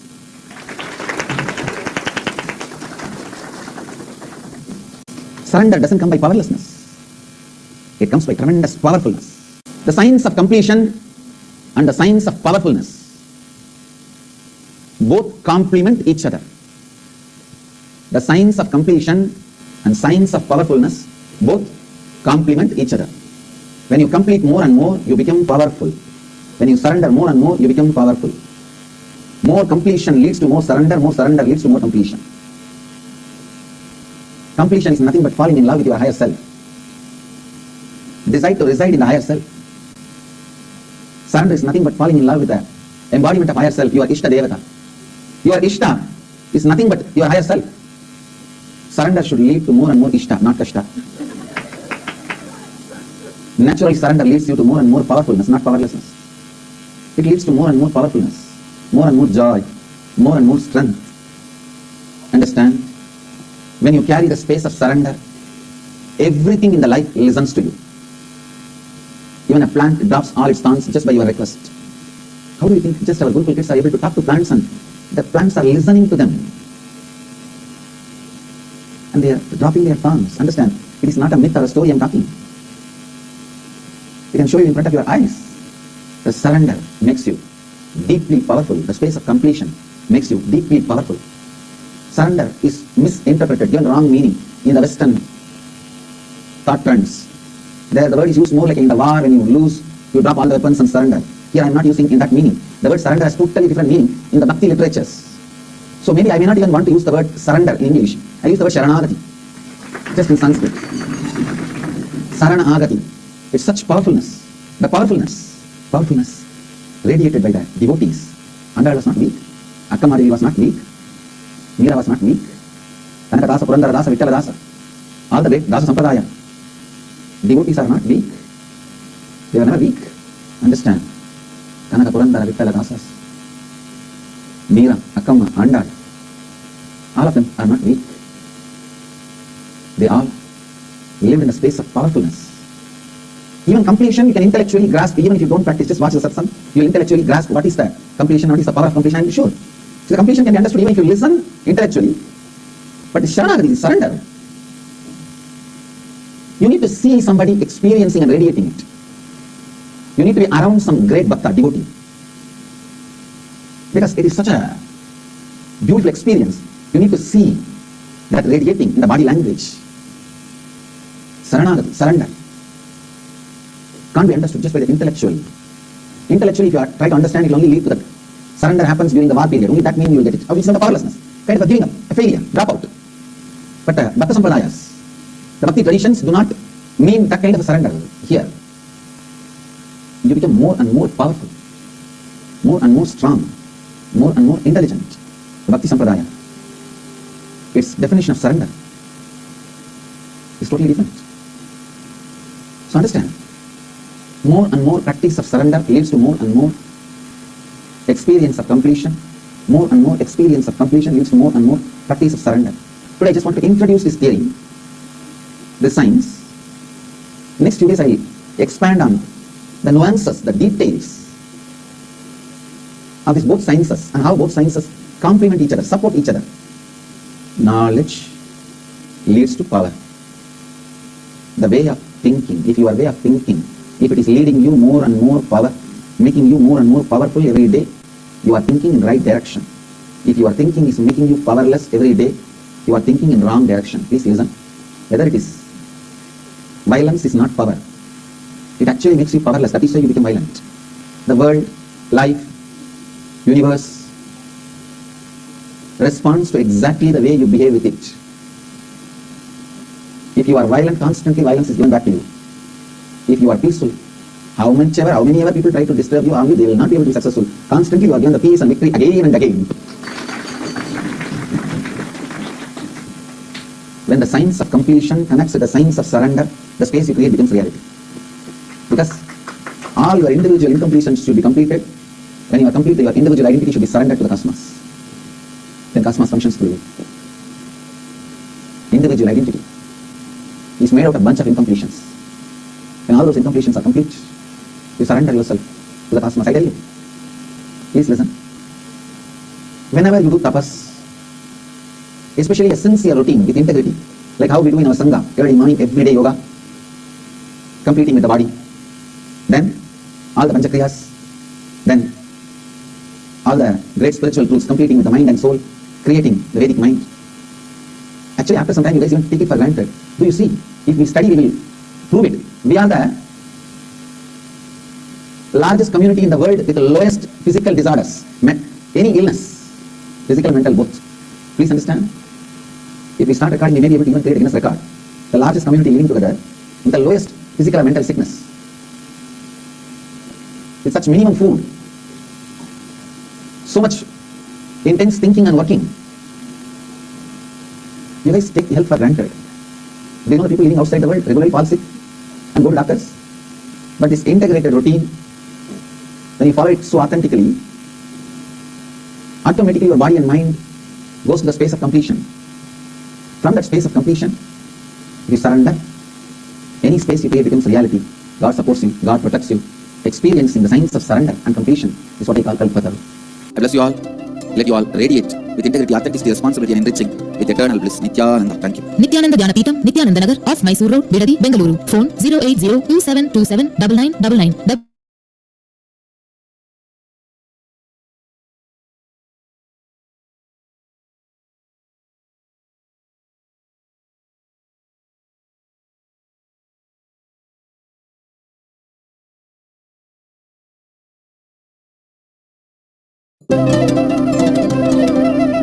Krishna enters into the next spectrum. He says the self is said to be unmanifest, unthinkable, unchangeable. Knowing this to be such, you should not grieve. He is giving a practical instruction. Do not suffer. Nan sochitum arhasi. Please understand. You may say, yes, we know. Soul is beyond joy, beyond pain, beyond suffering. I understand. But I will not have pleasure. I will not have joy. Why should I not suffer? Please understand, always, all the highest philosophies can be connected completely the opposite way it should be connected. I can say this should be the statement for all of you. Take this as a direct message from Bhagavan. Don't grieve for anything. I tell you, you don't need to do anything else in your life. You don't need yoga, you don't need meditation, you don't need pranayama, you don't need kriya, you don't need devotion, you don't need anything. Just take this one vow. I will not suffer, that's all. Do not allow any suffering in you. Physical, mental, psychological, emotional. Don't allow any suffering. Whenever a suffering is forced on you. For example, physical pain. Look into it. And don't allow that idea of pain sucking in you. Please understand. All your ambition, action, everything starts when you accept life is pain. Which is not the truth. I tell you, nothing else is required in your life. Not only to achieve enlightenment, you see. You don't need to do anything in your life if you want enlightenment, health, $1 billion, not million, billion. $1 billion and beautiful relationships, everything. All the auspicious things you aspire. All the auspicious things you think you need in your life. I give you. See, please understand. When I say something, I'll be really, really practical. If you get into a coal mine or the place where they keep the charcoal bags, if you go in and come out, naturally the black dust will be on your body. Same way, just decide this one truth. I will not suffer. That's all. Enlightenment will sit on you like a dust. I tell you, enlightenment is nothing more than a small dust. For a person who has decided, Nanu shochitum arhasi. Don't grieve, even if it is based on foolish logic. See, sometimes people don't grieve just because of the foolish logic. They say, it's okay, this is not there, that is not there, okay, there is no suffering. Even if it is from wrong logic. If you hold on to the understanding, I will not grieve anymore. I tell you, you will fall into the right logic. Because with wrong logic, you cannot deny suffering for quite a long time. After a few years, at some point, you have to come to the right logic. If you want to hold on to that one truth, no suffering. Don't grieve for anything. One small story about wrong logic. Young man completed his medical school, went back to the home, in a small town, to work with his father. Father also is a doctor. They went out the first day to make house calls. As they went in the first house, the father said, now you watch me, so you will know what to do. Both went inside. Inside, a woman was in the bed, and she looked terrible. The old doctor checked her out. He was making notes. When he dropped his pen to the floor, he picked it up and told the woman she need to quit cleaning and working so hard in her house. She just needed rest. When they got outside, the son asked how he knew that she was cleaning too much. The old doctor said that when he dropped his pen on the floor, it was so clean that there was not a speck of dust anywhere. When they arrived at the next house, the father told his son, now it is your turn, go and examine the patient. Son learned the lesson, he is now ready. He goes. At this house also, a woman was in bed, looking terrible. The young doctor took her blood pressure, pulse, asked few questions, and made some notes. And again, his pen also dropped. He reached down to pick it up. After he got up, he told the man, you are doing too much of church work, too much of religion is the reason for your problem. Anyhow, he told her, keep away from religion. Both the doctors went out. In the car, the old doctor asked the son, how do you know? So too much of religion is our problem. The young man said, well, when I bent down to pick up my pen, I saw the preacher under the bed. Understand? Whether right logic or wrong logic. If you decide, no suffering. Just decide clearly, no suffering. Fanatically decide, no suffering. I tell you, even a moment of your breathing time is not worthy of suffering. Suffering is too small. Every moment you experience you are alive is too costly to be spent on ordinary suffering. Basically, Sat, the truth, the existence is Chit, consciousness, and Ananda. Sat and Chit and Ananda does not get separated. Please understand. Existence, consciousness, bliss, all three of them never get separated. If you are suffering, those moments of your suffering, you do not exist. Your life is blackout. The time is the time you go through the blackout. People ask me sometimes, how can I stop suffering, Swamiji? I am not able to logically understand I should be joyful. Arey, with wrong logic, when you can suffer so much, why can't you enjoy with wrong logic? Many times your suffering has no support, but you continue to suffer. Many times you even understand logically it is wrong, but you develop a pattern. Even if it is logically wrong, you continue to suffer. Even if it is logically right, you don't want to enjoy. You don't want to be in joy. The bliss, joy, adds vibrancy to your life. I tell you, not suffering is the ultimate spiritual practice. If you can hold on to that one, even enlightenment will be just a dust at your feet. How when you walk, dust gathers around your feet. The enlightenment will gather at your feet. I tell you, the greatest way to have enlightenment is it should be offered at your feet. Not that you will stand with a digging bowl for a long time and it will drop in your bowl. No. If it is dropped in your bowl, anytime it can be taken away. You can lose it. You grow to the level where you don't care about enlightenment. It is just a side effect of the dust raising while you walk. Understand? The spectrum where the enlightenment happens, the spectrum where the sadhana, spiritual practices are happening, nowhere connected. It is like all the frogs gather together and decide they wanted to migrate to some other country. They all realized how to go to some other country. They realized the only way is to catch a flight and get into the flight and reach to other country. So all of them are planning how to catch a flight. One intelligent frog with a long beard says, hey, have you not seen every day morning the flight goes over our forest? Tomorrow let us all stop the flight and get into the flight and go to the other country. Next day they try to stop the flight. They all gather and shout. No, pilot never heard. Then third day, they all put a huge loudspeaker and started shouting, hey, we are all here, we are all your passengers. Please take us to the next country. Pilot did not stop. Third day they decided, we will do a strike. We will stop the flight on the sky. They all gathered all the threads they can and put all the threads together, try to create a huge ladder with so much of effort. The whole country struggled. All the big frogs tried their best to bring all big threads, ropes. Some of the frogs even built the body to build this structure. After 10 years of hard work, they created huge rope bridge which is 7 feet tall. And aircraft is going in 70,000 feet height. That's all. Can ever these frogs create a ladder and do a strike and stop the aircraft? No. All their effort to stop the aircraft and getting the attention of the pilot is useless. At some time, you don't know the reason, suddenly pilot wanted to land in the forest for some reason. Even if pilot wants, he cannot land completely. He can lower to a certain level and drop a rope and tell the frogs come one by one. That is the maximum thing even pilot can do. That is what it does. When he almost comes down and drops the rope is called incarnation. And as the frogs come on one by one, get in. I tell you, there's no other way. All your efforts are just useless.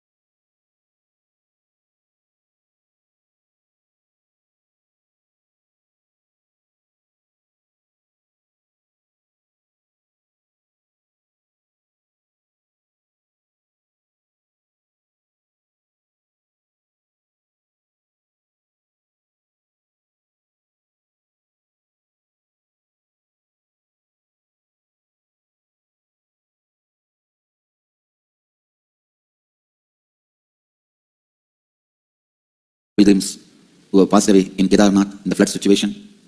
Something like 65,000 people are stranded, and only 10,000 are rescued so far. Around 5,000 are missing, so death toll may go up in thousands. 200 government and private lodges are covered almost in few hours by the flash flood and the cloud burst. Kedarnath temple, other than Garbha Mandir, nothing is left. Even the Garbha Mandir is submerged into slush, and the nature's fury has completely washed away Adi Shankaracharya's Samadhi. Adi Shankara's Samadhi is not even there now. And I express my deep prayers and strong condolences. I pray to Mahadeva, Kedarnatha, to liberate all the souls. Mahabharata, this temple is well known. It's re-established by Adi Shankara, and Adi Shankara left the body there. Adi Shankara's Samadhi is there.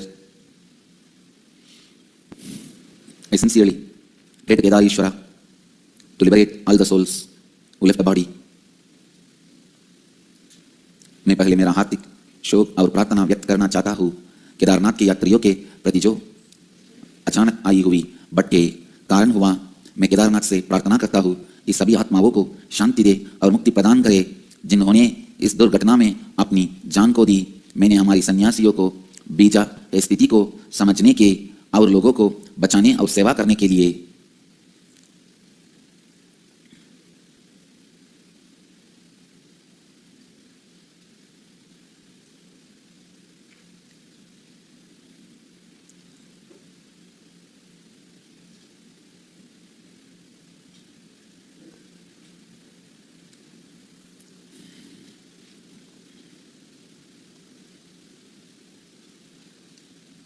I'll enter into today's program, Nitya Satsang. I'll speak on karma and completions. I'll continue on karma and completions. ध्यान से सुनिए. Listen.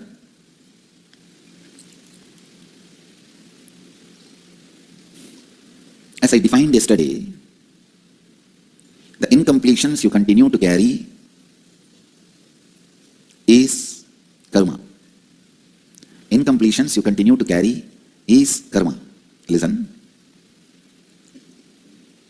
Every disease, I tell you, if you continuously complete, many psychosomatic diseases will not even start in your system, can be completely avoided, like diabetes, blood pressure. Many of these psychosomatic disorders won't even start.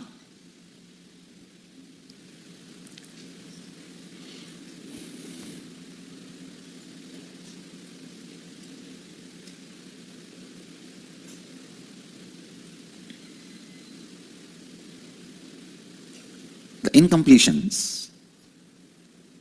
incompletions you carry in your system is powerful enough not only to create disorders in the body, it can create disorders, permanent disorders in the mind. जो अपूर्णता आप अपने भीतर रखते हैं वही कर्म है। यदि आप अक्षण पूर्णता में रहते हैं, कई मनोवैज्ञानिक बीमारियां आप में आरंभ ही नहीं हो पाएंगी। Understand?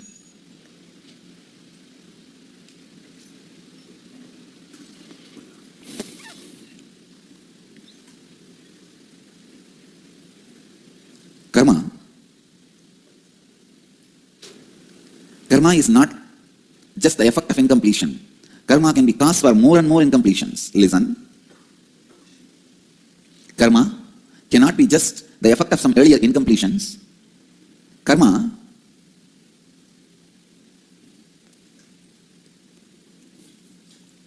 can be the source for new incompletions.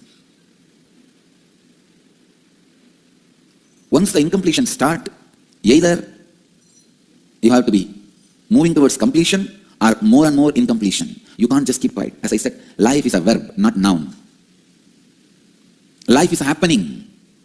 Either you move towards more completion or go on be creating more and more incompletions.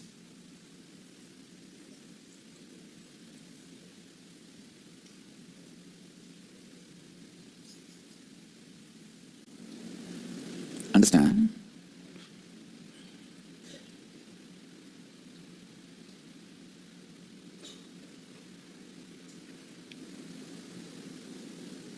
अपूर्णता बहुत शक्तिशाली है, ना ही वो शरीर में बीमारी पैदा कर सकते हैं, आप में स्थायी मनोवैज्ञानिक बीमारी भी पैदा कर सकते हैं। कर्म केवल पिछले अपूर्णताओं का असर नहीं है, बल्कि नई अपूर्णताओं को उत्पन्न कर सकते हैं। अपूर्णता से आप या तो अपूर्णता की ओर जा सकते हैं या अपूर्णता की ओर। अपूर्णता से आप या तो पूर्णता की ओर जा सकते हैं या अपूर्णता की ओर।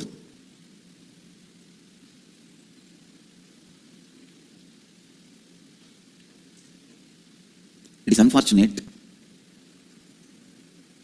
human beings do not understand what karma can cause in you. Don't allow debt, enmity, fire, incompletions, even little bit left out. Even if little bit of fire is left out, it can grow and engulf. Even if little bit of debt is left out, it can grow and swallow all your wealth. Even little bit of enmity is left, it can grow and destroy your life. Even little bit of incompletions are left, it can grow and completely destroy you mentally. Nithyananda, everyone. Now we're going to learn about completion with food. The completion with food patterns. With the blessings of the Supreme Pontiff of Hinduism, we'll get there how it is important to have completion with food. Where the world is today, if you look into that, have you ever felt constantly tired? Do you have fears that are haunting you since childhood, which are affecting your health and lifestyle? Do you know that 13% of adults in the world are obese and 39% of adults in the world are overweight? Literally, if these put together, 50% are overweight. 1 in 5 children and adolescents globally are overweight. Hinduism gives the step-by-step guide to manifest blissful relationships, professional and personal, to experience Paramadvaita, meaning the ultimate oneness and powerful living where you can go beyond food, hunger, and sleep. Hindu scriptural references to oneness and universal consciousness in the setting of completion is from the Nithyananda. The scripture reference is Nithyananda, chapter 1, verse 30, Srimad Kamika Agama. Your biology thinks. You will learn in this session that your biology thinks, involved in your thinking, responsible for your thinking, affected by your thinking. Cosmic principles to transform your thinking with powerful cognitions. Truths from Yajurveda decoded in user-friendly way. This session is based on research done by the Supreme Pontiff of Hinduism, first published in 2004 in Ananda Purana program, and since then impacted 1 million lives. Our body is pure intelligence. It is not just a biomechanism. Our body is pure intelligence, and it is not just a biomechanism. It is force plus intelligence. Our body can respond to every single thought of our mind. Our body is created, maintained, and destroyed according to our thoughts. Only a disease-free body is the source of all happiness. Satumbu amba damani sahasramunato ruhaha ata shatakratyo yamidnum megalum kata. Body is the principal means for dharma, artha, kama, and moksha. Meaning, good health must be maintained by proper diet, disciplined daily routine, and benevolent conduct. Only a disease-free body is the source of all happiness. This is from the original Vedas. The fourth Veda, Yajurveda, 12 by 76. Now, write down. Let's do the completion with the body. Write down the earliest memory and ideas you had about your body. Recollect and write down the incident and your experience when you first felt discomfort with your body.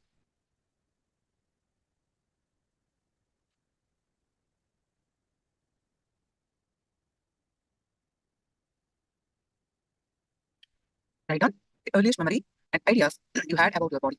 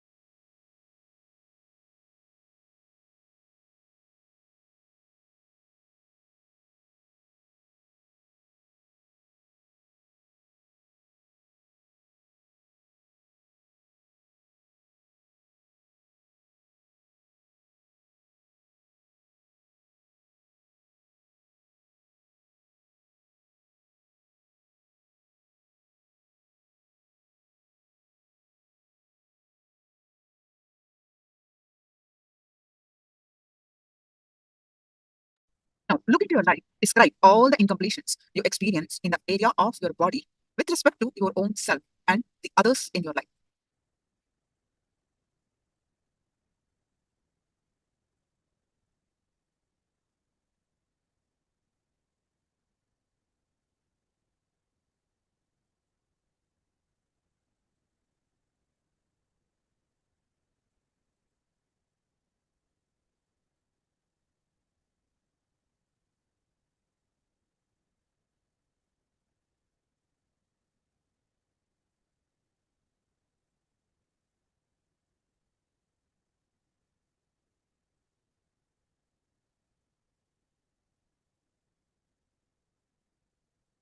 Now, recollect and write down all your current beliefs with respect to your body.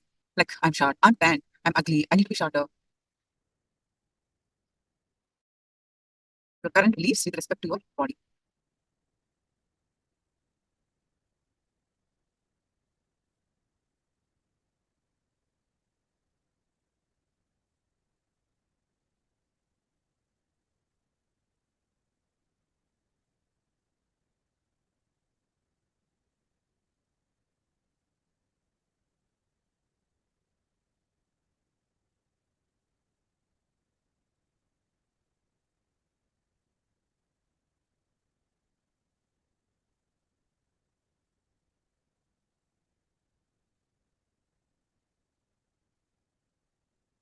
Now, go beyond food.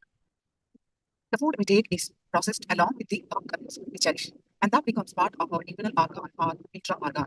Overeating is a psychological disorder which becomes physiological disorder also. When we stop eating solid food and start juicing, our body's innate intelligence to produce everything needed for us to be healthy starts happening. Your body does not need the quantity of the food that you take in because the food is not just a physical equivalent. The body does not even need to live. The food is one of the powerful collective delusional patterns. Neither the one who eats too much or the one who refrains from eating, and neither the one who is sleepy nor the one who is sleepless reach the state of intense action and perfection.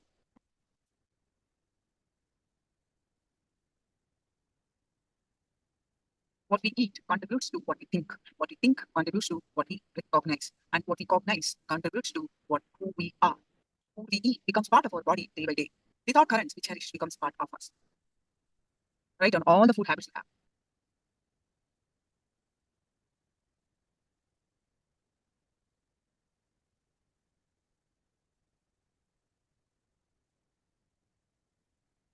Write down all the food habits you have. Take 2 minutes and write down all the food habits that you have.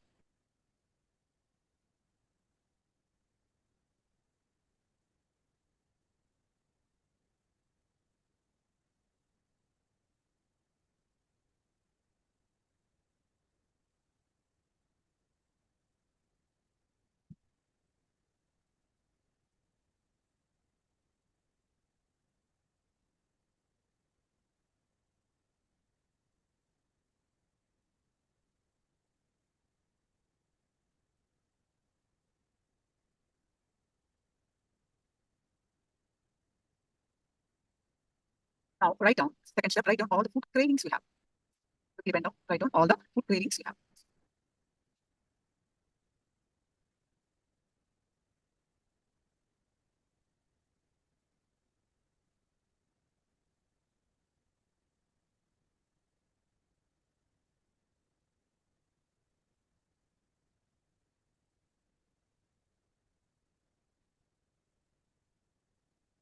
Now, third, identify your mood swings. When you eat certain types of food or overeat or skip a meal.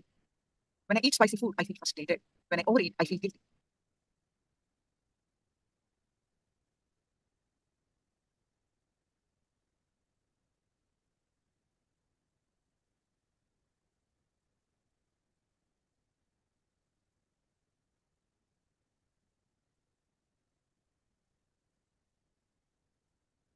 Now, fourth one, identify the incompletions that rule your eating habits and complete with them. When I'm stressed, I eat a lot. For another example, when I'm emotional, I crave for sweets. Whenever it's cold or raining, I have to consume something hot. To feel fresh in the mornings, I need coffee. So, complete with your food patterns. Now, sleep as what we will. Sleep is an immature conversation with life. Sleep is nothing but sleep.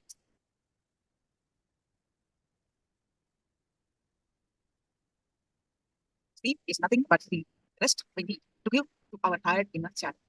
Sleep is related to the incompletions of the mind.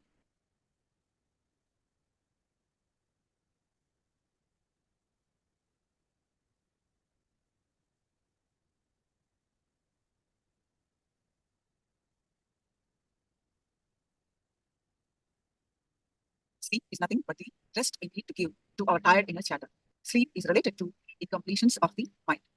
Integrity brings deep sleep to us, makes us conquer tiredness and ultimately conquer sleep.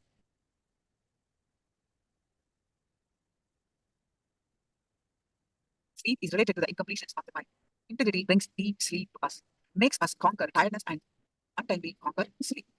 Why do we feel lazy and sleepy after lunch? It is because we do not eat the right type of and amount of food. When we sleep, we actually die and are reborn in the gross body in the morning.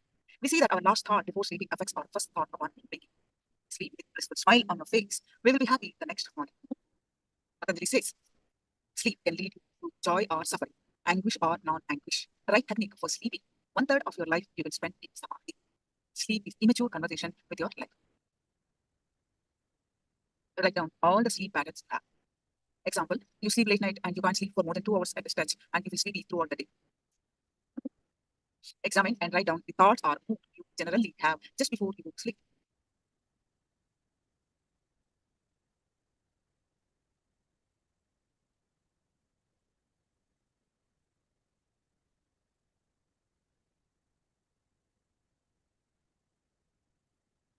Write down if you observe any correlation between the thoughts you have through the day and the quality of sleep in the night.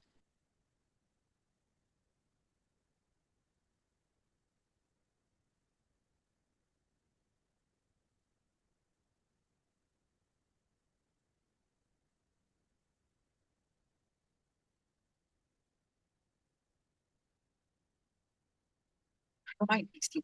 Look back at what you have written and see the correlation between your thoughts and your food and sleep habits.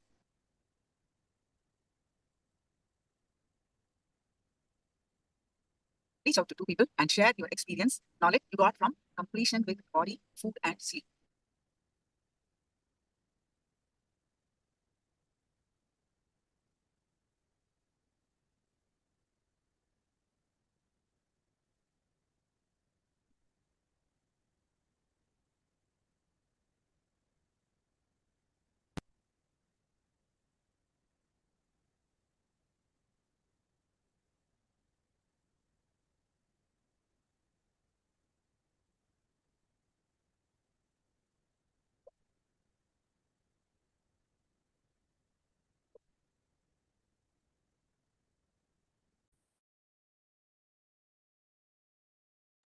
We share whatever your understanding so far.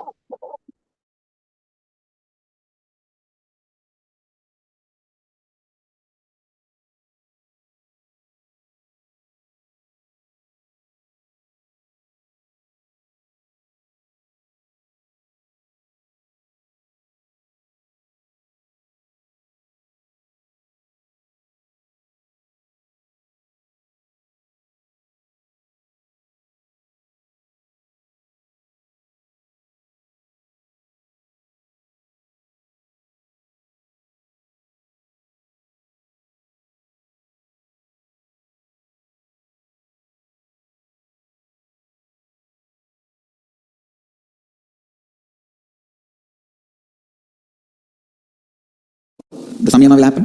Day after tomorrow morning, after the satsang, we will break fast. And then after 24 hours break, we will start the samyama again. Second level. So till the second level, first day, you can join and take part in samyama. Please understand. I wanted to take a few minutes to explain about this nirahara samyama, the importance of nirahara samyama. One of the biggest disorders human beings are facing is overfood and oversex. Overfood and oversex. I tell you, oversex does not create any big physical disorders, but the overfood, overeating, straight away destroys your health. I'm not promoting oversex, I'm very clear, please understand. All I'm trying to tell you is, overeating is worse than oversex. Whole humanity is suffering with this one big problem, one big disorder about this overeating. Human beings are the only species suffers with overeating. Even if 10 days are dead, lying, flesh is available, a tiger will never think of overeating. A lion will never think of overeating.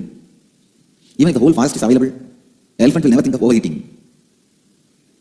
But unfortunately, the human beings always suffer with overeating, and all of you need to know, more number of people die due to obesity than malnutrition.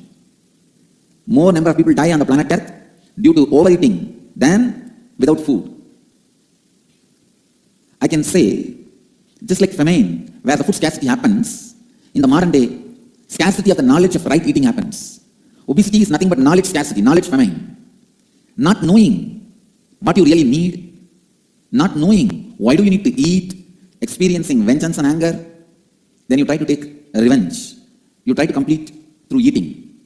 So overeating, as far as I am concerned, is psychological disorder which becomes physiological disorder also. Nirahara Samyama is the process of helping you to complete with all incompletions which you are trying to complete wrongly by eating. Please listen. Basically the first 1 and 2 and 3 levels of Nirahara Samyama, I am not even trying to reduce the food supply to you. I am trying to complete all the incompletions you are trying to fill with food. Please understand. If you need 1000 calories to run a day, you are dumping 10,000 calories into your system. Not because you are tired, you are hungry, you need energy. Just because you are trying to complete some other incompletions by eating. So aim of Nirahara Samyama, in the first level Samyama, second level Samyama, third level Samyama, is not denying the energy supply to your body through food. I awaken your intelligence so that you can complete with all the incompletions you are carrying. You can complete with all the incompletions you are carrying. You can. If you have incompletions about powerlessness, anger, agitation, complete them by going through a completion process, not by dumping food into you. Emptiness you experience in your heart cannot be fulfilled by the food. Food can only fulfill or fill empty stomach, not empty heart. It is unfortunate. You go on dumping food into your body to fill the empty heart, which is not possible and which is not right. Nirahara Samyama, first level, second level, third level is basically to teach you to eat only for your hunger, not for your anger. Feed your body only for hunger, not for your anger. Feed your body to become powerful, not out of powerlessness. आज से हम निराहार संयमा के अगले batch को आरंभ कर रहे हैं. आप परसों तक इसमें भाग ले सकते हैं. अगर आपको इस निराहार संयमा में भाग लेना है तो हमें कॉल करके बताइएगा. कॉल करने का नंबर आपके टीवी स्क्रीन पे है. Understand? In the Nirahara Samyama, I am initiating you and educating you and make you experience different mystical powers. First thing, by making you to do completion with all the food patterns and food related patterns. In Nirahara Samyama, first thing you need to do is do completion with food patterns and food related patterns. Due to this completion, you will start eating only for hunger, not out of anger or any other powerlessness. You eating due to any powerlessness leads to more and more suppression, leads to more and more suffering. Don't eat out of powerlessness. Don't eat out of anger. Don't eat out of suffering. Don't eat out of vengeance. Don't eat out of any incompletions. First thing I wanted you to learn about Nirahara Samyama is many of your incompletions related to food, food pattern, and patterns related to food makes you obese.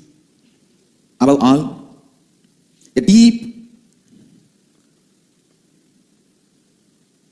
loss of self-respect happens to you when you become obese. Please understand. Obese people always lose respect for themselves. They lose confidence about themselves. So first thing I'm trying to do is bring completion into all your food patterns, food habits, patterns related to food. In the next level of the Samyama, I try to awaken your innate intelligence to create energy directly. Innate intelligence to create energy directly from the cosmos. Understand? When the life is oozing in your body, when the life is happening in your body, life is so pure it can give life to anything. Listen. Life is so pure it can give life to anything. It can awaken the intelligence of any biomemory. It can awaken the intelligence, knowledge, spiritual strength. निराहार संयम का क्या महत्व है? मनुष्य एक बहुत बड़ी अव्यवस्था का सामना कर रहा है और वो है अधिक खाने की अव्यवस्था. केवल मनुष्य ही खाने की अव्यवस्था से पीड़ित है और अधिक मनुष्य मोटापे से जान को देते हैं, ना कि खाने के अभाव से. मोटापा और कुछ नहीं बल्कि ज्ञान का अभाव है. एक बहुत बड़ी मनोवैज्ञानिक रोग है अधिक खाना। मनुष्य जीवन के किसी पहलू, किसी क्षेत्र जैसे धन का लोभ, शक्तिहीन का हिंसा का अनुभव, संबंधों में समस्या इत्यादि से भागने के लिए अधिक खाता है। इसीलिए अधिक खाना एक मनोवैज्ञानिक रोग है जो शारीरिक रोग बन जाता है। निराहार संयम आपकी सभी अपूर्णताओं को पूर्ण करने का सीधा समाधान है। निराहार संयम का उद्देश्य आपके शरीर को खाने द्वारा ऊर्जा से वंचित करना नहीं है, बल्कि आपकी अपूर्णताओं को पूर्ण करने का मार्ग है। यदि आप शक्तिहीनता, क्रोध, हिंसा जैसे अपूर्णताओं को पूर्ण करना चाहते हैं तो उनसे पूर्णत्व कीजिए। आपके शरीर में खाना डालने से आपकी अपूर्णता पूर्ण नहीं हो सकती। Understand? Just by completing with all your food patterns, if you are brought up in poverty, or if you are brought up, if you carry the patterns like your brother or sisters have been given more preferences in the common sharings in the house, like sweets, fruits, all Indian middle class family will have this pattern. The upper class Indian families, they will have obesity because freely available. The middle class people will have the pattern of being deprived, and when they become rich, the first thing they do is eat. It is so unfortunate. It is so unfortunate. यदि आप अपूर्णता से भागने के लिए खाते हैं, आप और अधिक पीड़ा का अनुभव करेंगे। आपकी कई आहार से संबंधित अपूर्णताएं आपको मोटा बनाती है, आपको और आप अपना स्वाभिमान को देते हैं। जीवन इतना शुद्ध है कि वो और किसी भी जीव में जीवन ज्ञान, आध्यात्मिक शक्ति उत्पन्न कर सकता है। In every school, we should teach the science of completing with food patterns, being in completion with food habits, being completion with food-related patterns. We can save humanity from obesity and obesity-related diseases and obesity-related deaths. Please understand, on the planet Earth, more people have died out of overeating than want need of food. You may say, what is this? In famine periods, millions of people have died. I tell you, other than the famine periods, all deaths are related to overeating. All other deaths, whether you die out of heart disease, anything other than the famine period deaths is due to overeating. Because the recently published articles in the Telegraph newspaper, obesity is killing 3 times as many as malnutrition. Please understand, obesity is now killing triple the number of people who die from malnutrition. Every year, 30 lakh people die out of obesity. 30 lakh, 3 million die out of obesity all over the world. Can you imagine? You can't stop overeating till you complete with all the incompletions, patterns related to food. I tell you, this completing with the food patterns and patterns related to food is 10 times more effective than any intestine surgery. And no cost, no side effect, most easy. This will be more effective, powerful than any intestine surgeries. Even in intestine surgeries, after some time, you start dumping, and you die in the incompletion with food patterns. You die with incompletions with food patterns. Listen. This is a very important thing you need to know. The starvation deaths are much less. Only 33% of obesity deaths. Continuously you have to complete with the food patterns and food related patterns. Complete with food patterns and food related patterns. That completion is enough. Will automatically you will be in a space, you will eat only what is required. You will be able to eat only what is required. Listen. You will only be able to eat what is required. This is the best weight loss technique, no side effect and permanent. Permanent and no side effects.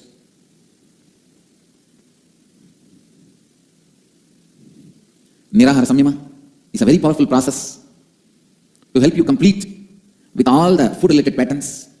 So today, by initiating all of you in the first level of Nirahara Samyama, the first thing I wanted to tell you all, from today start completing with all the food related patterns and with all the food patterns and food related patterns. केवल जब आप आहार से संबंधित अपूर्णताओं से पूर्णत्व लाएंगे, तभी आप अधिक खाने के रोग से बाहर आ सकते हैं। लगातार आहार से पूर्णत्व कीजिए और आहार से संबंधित विचारधाराओं से पूर्णत्व कीजिए। आज से ही आहार से संबंधित विचारधाराओं से पूर्णत्व करना आरंभ कीजिए। So this first level, second level, third level Nirahara Samyama is mainly to reduce the overeating, unnecessary food being supplied into the body and becoming load on the body. When you complete the patterns related to food and food patterns, the unnecessary energy getting supplied, unnecessary load put on the body will be reduced. यही वासन कम करने का technique या यही वसन कम करने का technique है निराहार संयम. Nirahara Samyama is a powerful process to awaken your Kundalini energy also. So, the first, second, third level Nirahara Samyamas, you can drink liquids like buttermilk, milk, juices as much as you want. Just don't give the job of digestion, means grinding, chewing.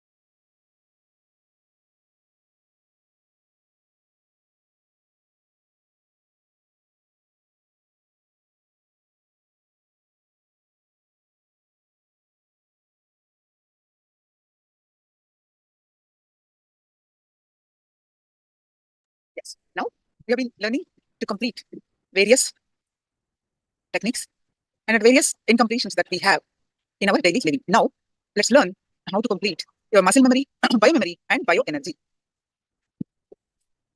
All your day-to-day habits, like morning you wake up and do yoga, or sip a cup of coffee, and the kind of food you eat, all your behaviors, habits, actions forms your muscle memory. Your muscles keep the memory of all your actions, good or bad, right or wrong. If you create right muscle memories, it helps you to manifest beautiful right life. If you build wrong muscle memories, it makes you manifest bad life. End of the day, your life you are living is just the expression of the muscle memories you built. Biomemory is all the opinions, ideas, cognitions, powerful conclusions you arrived about yourself and your life, God, people, about everything. The conclusions you carry, powerful conclusions you carry, powerful cognitions you carry is called biomemory. How you believe yourself, what kind of idea you carry about yourself, and how it is impacted by others' belief about you. The consciousness which is manifesting in your body, its experience about itself is called bioenergy.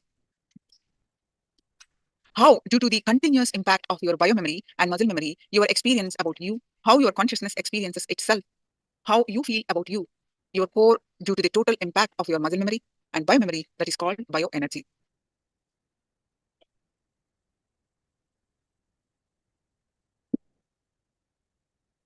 Actually, the bioenergy only takes multiple births.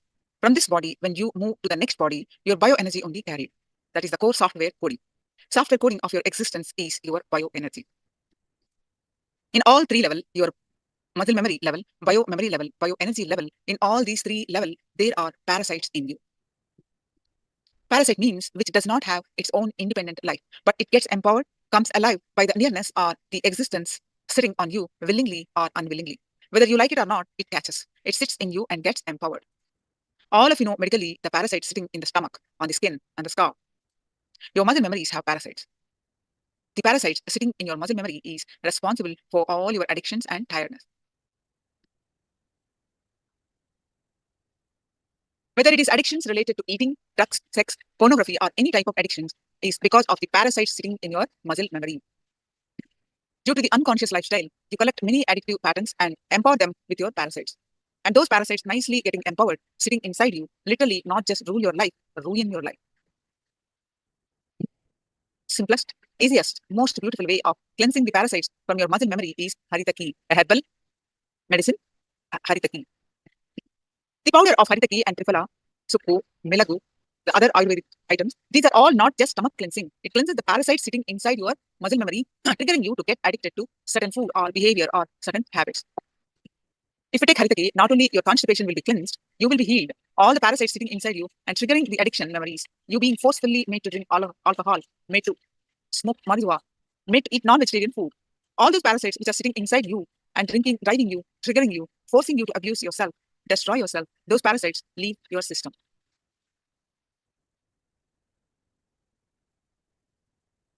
Tiredness is an addiction. It will just disappear if you start using Haritaki powder. Detoxing your muscle memory literally transforms your life to royal life. Tiredness is an addiction. It will just disappear if you start using Haritaki powder. Detoxing your muscle memory literally transforms your life to royal life. Everyday intense yoga can completely detox your muscle memories. When the parasites sit in your biomemory level, they become part of your very cognition about you. The very cognition about you that is the most dangerous. Frustration, anger, violence, boredom, all these are parasites sitting in your biomemory.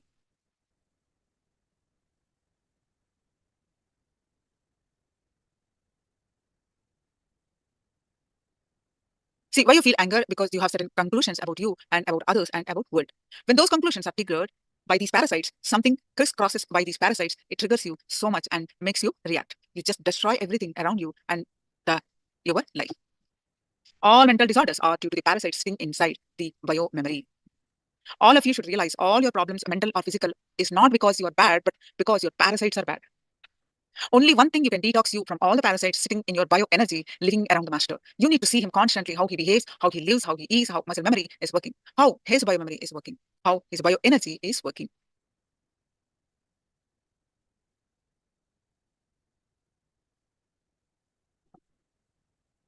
Detox your bioenergy through living with Atmamurti. Atmamurti is your personal deity to Guru, your personal intimate version of Guru in the form of deity. Live with the deity. That can be a substitute as of now till you get the opportunity to live with the Guru.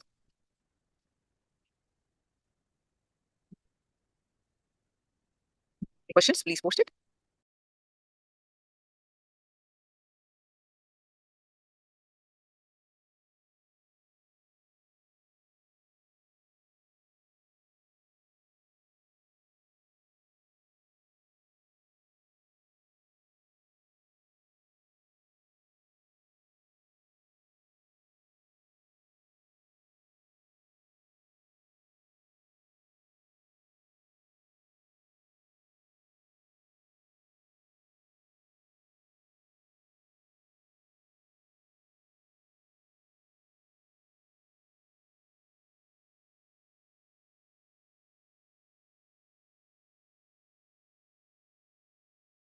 The truth.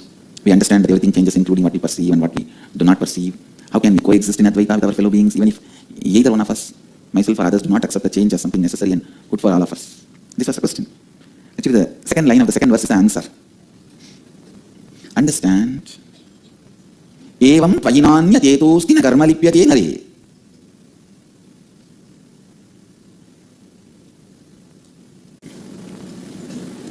When you decide to live, when you decide for life, based on the understanding, everything is consciousness. See, I'll just give you few types of mental setups. Some people decide against life, seeing the suffering in the life, and by becoming powerless to face life, they decide against life. I tell you, I can give you an example. At the age of 6, when you are in school, your teacher asks some question. Who is the Prime Minister of India, first Prime Minister of India? You put your hands up and jump and shout, Mahatma Gandhi. Whole class will be laughing at you. And at the time you feel naturally, oh, I have done something wrong. I should not be putting up my hand and jumping like this. I should keep quiet in a crowd. This decision, even after you become 47, when you are sitting in a meeting, you are the CEO. Even then, if you have an idea, you won't speak out directly in the group. You will tell somebody else, and that person will tell that to the group, and he will get the name.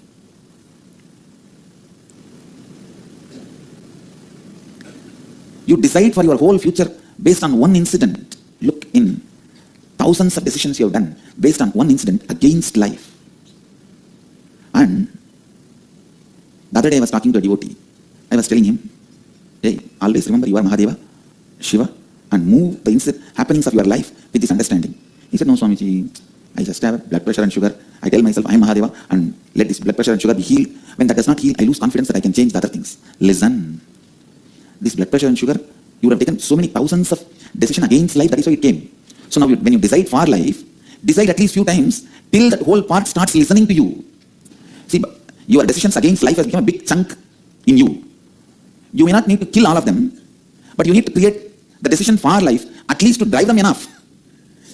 See, each time your decision against life becomes one soldier against you. If there are 2 million soldiers inside you, each time you create a positive decision means for life, you are creating one soldier in your army. Now, you don't even have to create an army for you to to kill the opposite army, but you have to at least create the sound, noise that they should run away. So if you have taken 1,000 decisions against life, at least 10 decisions for life you have to take.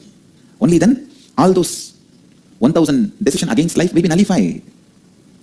Many times you decide against life just because of a simple incident, for small reasons. So understand,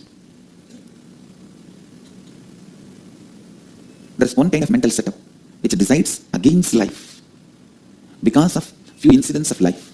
Second, there are a set of people, there is a kind of a mental setup, they decide against life. Listen, they decide against life out of ignorance. That deciding against life is going to give them peace or liberation. That ignorance. People think, oh, instead of living like this, let me die. And you think if you die, immediately you are released from all this suffering? No. If death is going to be the freedom from all these sufferings, I would have started promoting suicide long before. No. It is no way going to free you. Please understand. If you commit suicide because you are not able to handle your wife, you may have 10 wives exactly like the same person with whom you are living in the hell. No, from whatever you think you can escape, you will have more. You will have more. And unfortunately, in the hell, you don't have a choice of committing suicide. So out of ignorance, people deciding against life. And there are some people who want to choose for life, decide for life, but do not think that is what cosmos wants you to do. Don't sincerely, authentically stand by it. They say, all right, now I'm deciding for life and let me see how much it goes, how far it goes. After 2 days, one small shaking, immediately they fall back, they collapse. Again, they start entertaining the thoughts, I think instead of this, let me better withdraw. Please understand, all withdrawal you did is against life. Whether you withdrew from your job, thinking that it will be too stressful and responsible, or you withdrew from your love affair, thinking that it will not be possible for you to stand and give a fight against the people who are opposing you, or you withdrew from your career or responsibility, or you withdrew from your decision of sannyas, whatever withdrawing is against life. Listen. Withdrawing is against life. See, before you start, spend enough time in analyzing, is it non-violent? Is it not hurting others? All that do it. Because anything violent, hurting others, the moment you realize you should withdraw. That is leaving Advaita. I am not speaking from that context. Listen. Withdrawing because you become powerless is against life. Sometimes you may withdraw to feel more powerful. For example, if you are taking the decision of killing and withdrawing from it because you feel it is violence, then it is right withdrawal. Actually, this withdrawal itself is decision for life. So this is the basic understanding you need to have. Whatever makes you powerful and live Advaita, you should decide for it. And these ideas which I am expressing in the morning satsang, explaining these Upanishadic verses, you may need to listen to the satsang 3-4 times and internalize, because very subtle understandings. You can't handle this roughly. No. You can't handle this roughly. These subtle understandings need to be studied, internalized. That is why Vakyartha Sadas.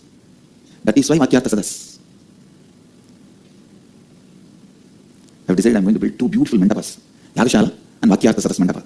Every day Vakyartha Sadas will go on in the Vakyartha Sadas Mandapa.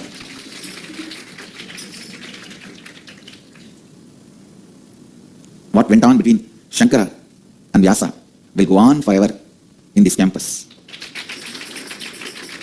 And I also wanted, in all the ashrams, as much as possible, every evening have Vakyartha Sadas. Even if 10 of you sit across the table, chat over a cup of tea, that is also Vakyartha Sadas.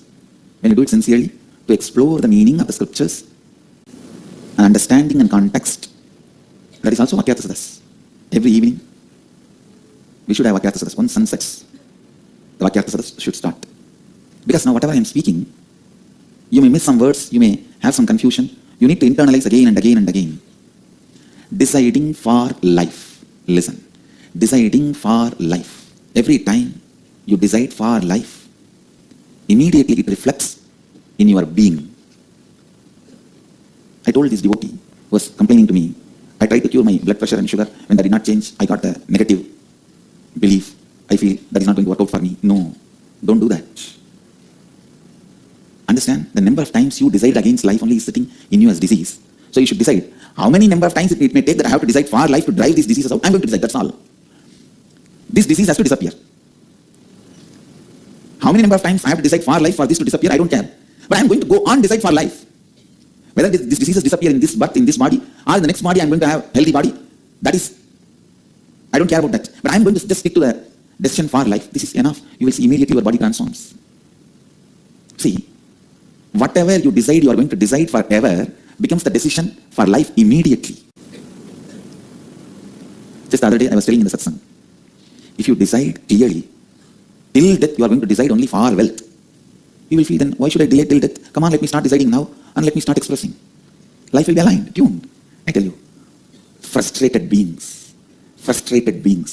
are the criminals of planet Earth. Listen, frustrated beings are the criminals of the planet Earth.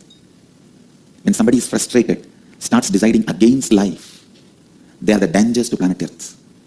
When somebody constantly decides for life, they become the juice of planet Earth, the essence of planet Earth. Listen, go on deciding for life, and know when you need to change. Even your change will automatically happen when you decide for life. For example, if you decide for wealth, thinking that is life, after some time you will realize much more than wealth, there is something in you which is more important for life. You will start deciding for that. That may be health. And after some time, you will realize more than health, something more important exists in you, that is life, that is enlightenment. So ultimately, if you go on deciding for life, you will decide for leaving Advaita. But when you believe money is life, don't decide for leaving Advaita. Then you will be hypocritical. When you believe money is life, decide for money. When you realize health is life, decide for health.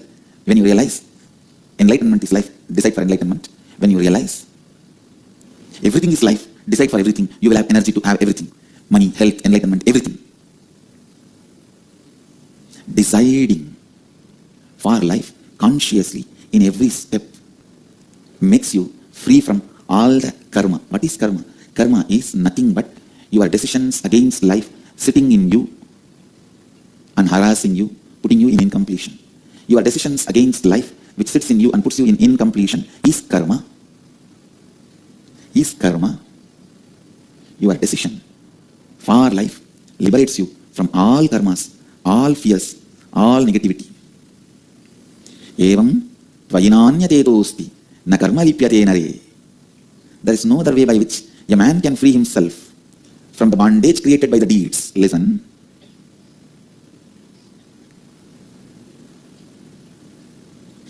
How much ever you hear all these things, you need to sit and internalize. That is why again and again I insist, come here, experience inner awakening, experience completion. You will see this whole truth. Deciding for life will become your very core cognition. Kurvanneveka karmani jijivishechadagno samaha evam tvayinanyatetosti na karma lipyate nare. Understand? There is no other way by which a man can free himself from the bondage created by the deeds. This is the only way you can free yourself from all your past karma. Now decide for life, work for life. I tell you. People ask me, Swamiji, in the past I have done a lot of violence. I have eaten all the animals. I have killed so many animals. I have harassed so many people. How can I get rid of the karma? The only way Upanishad says, decide for life. Enriching is the greatest decision for life you will take. When you enrich somebody with wealth, your karma, your decision against wealth, your karma related wealth will go away. You will be free. When you enrich somebody with food, your karma, your decision against food, that will go away. You will be free from it. When you enrich somebody with a spiritual knowledge and enlightenment, all your past karma, decisions against life, bondage created by all the past deeds, all the karma will go away. You will be free from all the karmas. You will become a Jivan Mukta. You will live Advaita. Kurvanneveka karmani jijivishechadagno samaha evam tvayinanyatetosti na karma lipyate nare. Na karma lipyate nare. Learning to decide for life. Learning to decide for life. The more and more decisions you take for life, more and more you become healthy, you become wealthy, you become awakened, you become enlightened, you become being living Advaita. I can say this is the essence of Hinduism, Vedic tradition. This is the essence of Vedic tradition. Decide for life. And when you decide Dharma is your life, when you feel Dharma is your life, decide for it. If you feel Artha is your life, decide for it. If you feel Kama is your life, decide for it. If you feel Moksha is your life, decide for it. If you feel all the four are your life, decide for it. Deciding for life liberates you from all the bondages, karma. I tell you, every problem you face is your decision taken in the past. Every obstacle you face in your life is your decision you took in the past, knowingly or unknowingly.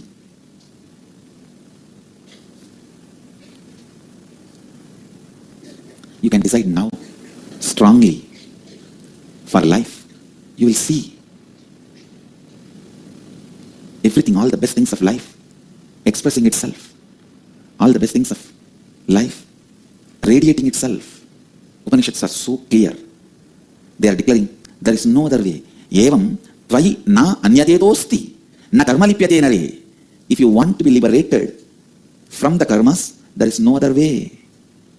There is no other way to be liberated from the karmas.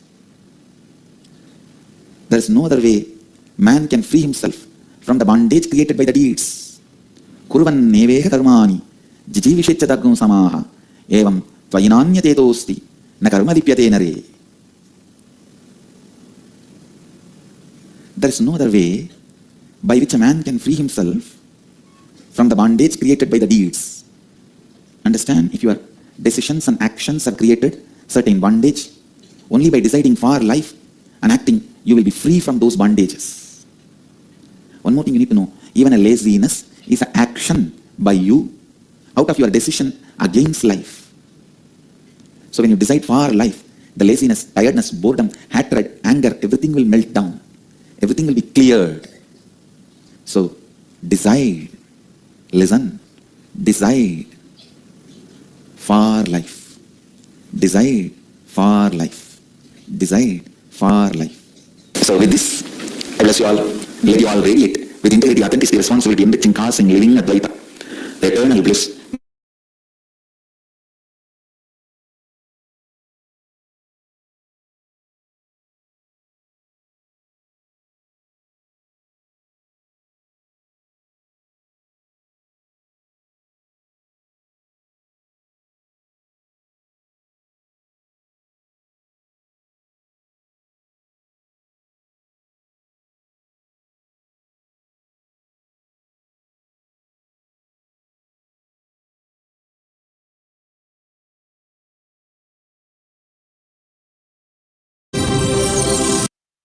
मैं प्रेम एवं आशीर्वाद सहित स्वागत करता हूं. Today I will answer the questions from inner awakening participants to help you all realize the four principles as satyas, tattvas into satyas, into life. The first question today is from ID number 3 Chellaya, who's asking, Swamiji, I have a feeling I'm connected and not connected to you. Back home, I'm so connected to you. I talk to you through the Gurumurti photograph. Whenever I have pain, I touch the photo and I feel the vibration and the pain is gone. I talk to you freely like I'm talking to a friend. I'm staying alone away from my family, but I live with you. When I go out, I tell you that I'm going out, and when I'm back, I again tell you I'm back. When I go to sleep, when I get up, everything, I talk to you. If I'm late, you wake me up. I live with you in my home. I drive my car. I feel you are with me so many times. I have escaped even from an accident because I know you pulled me out of it. But here in the IA program, you are physically so near, and I feel you are so far away, as though some wall is there between you and me. Why is this so, Swamiji? What do I have to do to break this? Please help me to connect to you like how I do back home, even when I'm physically in your presence. Chellaya, ID number 3. Chellaya, this is a very beautiful question. Right problem to have. I always used to tell, there are some wrong problems to have and there are some right problems to have. Sometimes people have a problem, I have too many orders, I'm not able to supply. Sometimes people have the problem that I don't have any orders, I'm just jobless. Which problem is best to have? Having too many orders and not able to supply is a problem to have, good problem to have. See, listen. Now I'm expanding on some of the important truths. I represent your innermost soul, Atma, completion. Understand? I represent your innermost soul, Atma, completion. If you are able to relate with me through my photograph, means you have already done enough of self-completion. You are complete within you. The Svapurnatva is done. But if you have a problem physically when I am around, not able to feel that strongly connected and close, means still you need to do Purnatva with others. You need to do completion. Understand? In whatever space you are complete, you will be deeply connected to me. How many have this problem? Please raise your hand, whatever you say. Great. You have done a lot of completion with you. But even in the completion, you are not completely completed. If you completely complete it, even with completion with others, you will be complete. Listen what I am saying. I am your soul. How you relate with me outside will be how you relate with the world outside. How you relate with me inside will be how you relate with you inside. I just reflect the quality of your ability to relate with others and you. How many of you are cognizing it? It's a very intimate question. Chalya, I can understand you completely. And there are thousands here to sympathize with you and understand you completely. Sometimes you will see a new devotee, a person first time coming to see me. You will see me holding the hand, standing and talking to the person for a long time and inquiring, how are you, how do you feel? As if I know him for a long time. When you see my conversation, my words, you will catch exactly, I know thoroughly about him. He's coming first time, but I'll be asking, what happened to that house problem? Got sold? You will see me spending so much time with him. Sometime a long time devotee, 10 years they will be connected to me. What's your name? That's all, especially if she's a woman, she will collapse. Have heart attack, brain attack, liver attack, kidney attack. Whatever organ she has, she'll have attack on it. I just represent your level of completion. Chalya, your state means you have done more Swapurnatva but less completion with others. Now you need to concentrate on completing with everyone. If you are having the space of completion with all the relationship around you, you will feel the same nearness which you feel with my photograph with me physically. And I will also be reciprocating in the same way. I will also be reciprocating, reacting to you in the same way. Understand? Every devotee has his own version of me. Atma Nithyananda. With whom they talk, they relate. Sometimes talk back for me also. How many of you talk back for me? God, when I am in the body itself. And then literally live with me. It is called Ishta-Nishta in tradition. And Leela Dhyana means strongly feeling connected to your own version of your chosen ideal. So you are free to choose your ideal in Hindu tradition. You can choose your guru, whoever you want as your guru. Your Kula Guru can't be changed, but Sadguru can be changed. Means Kula Guru means family guru. All family will have one guru, the community guru. Kula Guru is more for training you when you are a child into the disciplines of what to do and what not to do. Like take bath 3 times a day, do Sandhya Vandana, Gayatri Japa. Small instructions. Sadguru is who gives you enlightenment. From the time immemorial, Vedic tradition gives you the freedom to choose your Sadguru, who gives you enlightenment. You can choose your God. You can choose even your Guru as God, God as Guru. Understand? You can choose your Guru, you can choose your God, you can choose your God as Guru and Guru as God, and you can even choose both separately. Choosing Guru as God, we have hundreds of examples. How many have done that? Choosing God as Guru, Arunagiri Nathar did. In Tiruvannamala there was a great saint, the devotee of Muruga. He chose God, Muruga himself as Guru, and Muruga appeared and initiated him. Gave him enlightenment. Guruvai, Varuvai, Arulvai, Muruga. He calls Muruga, the Skanda, Subramanya as Guru. You can choose God as Guru, Guru as God. And you can also choose both independently. That you can have Shiva as God and Swami as a Guru. You can have Nithyanandeshwara as God and Nithyananda as Guru. You can have Rama as God, Ramadasa as Guru. You have all the options. For that, I can give you hundreds of examples. How many chose God and Guru independently? So these are all the examples. Ramakrishna chose God himself as Guru. Kali. He chose Kali herself as Guru in the beginning. Then Kali herself came as a Bhairavi Brahmani and taught him. Then he chose Kali as God and Totabui as Guru. Hinduism gives you the vast variety. Vast variety. You need to understand. Living with your chosen ideal is called Ishta-Nishta, Leela Dhyana. I have seen so many people, ordinary village men in India, living with their chosen ideal and living the highest enlightened life without even knowing the word integrity, authenticity, responsibility, enriching and all that. Without knowing any of this words, they are radiating enlightenment. I tell you, just this one truth, Ishta-Nishta and Leela Dhyana, made millions of Indian villages enlightened.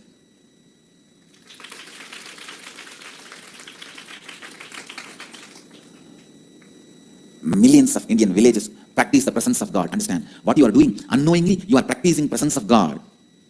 This country, every time I speak about great civilization, the civilization of Bharat. The Western world kids are taught to live with Barbie dolls or the cartoons they see in the TV. Fortunately, God saved me. I am born in a village of South India. From that age, I was living and practicing the presence of God.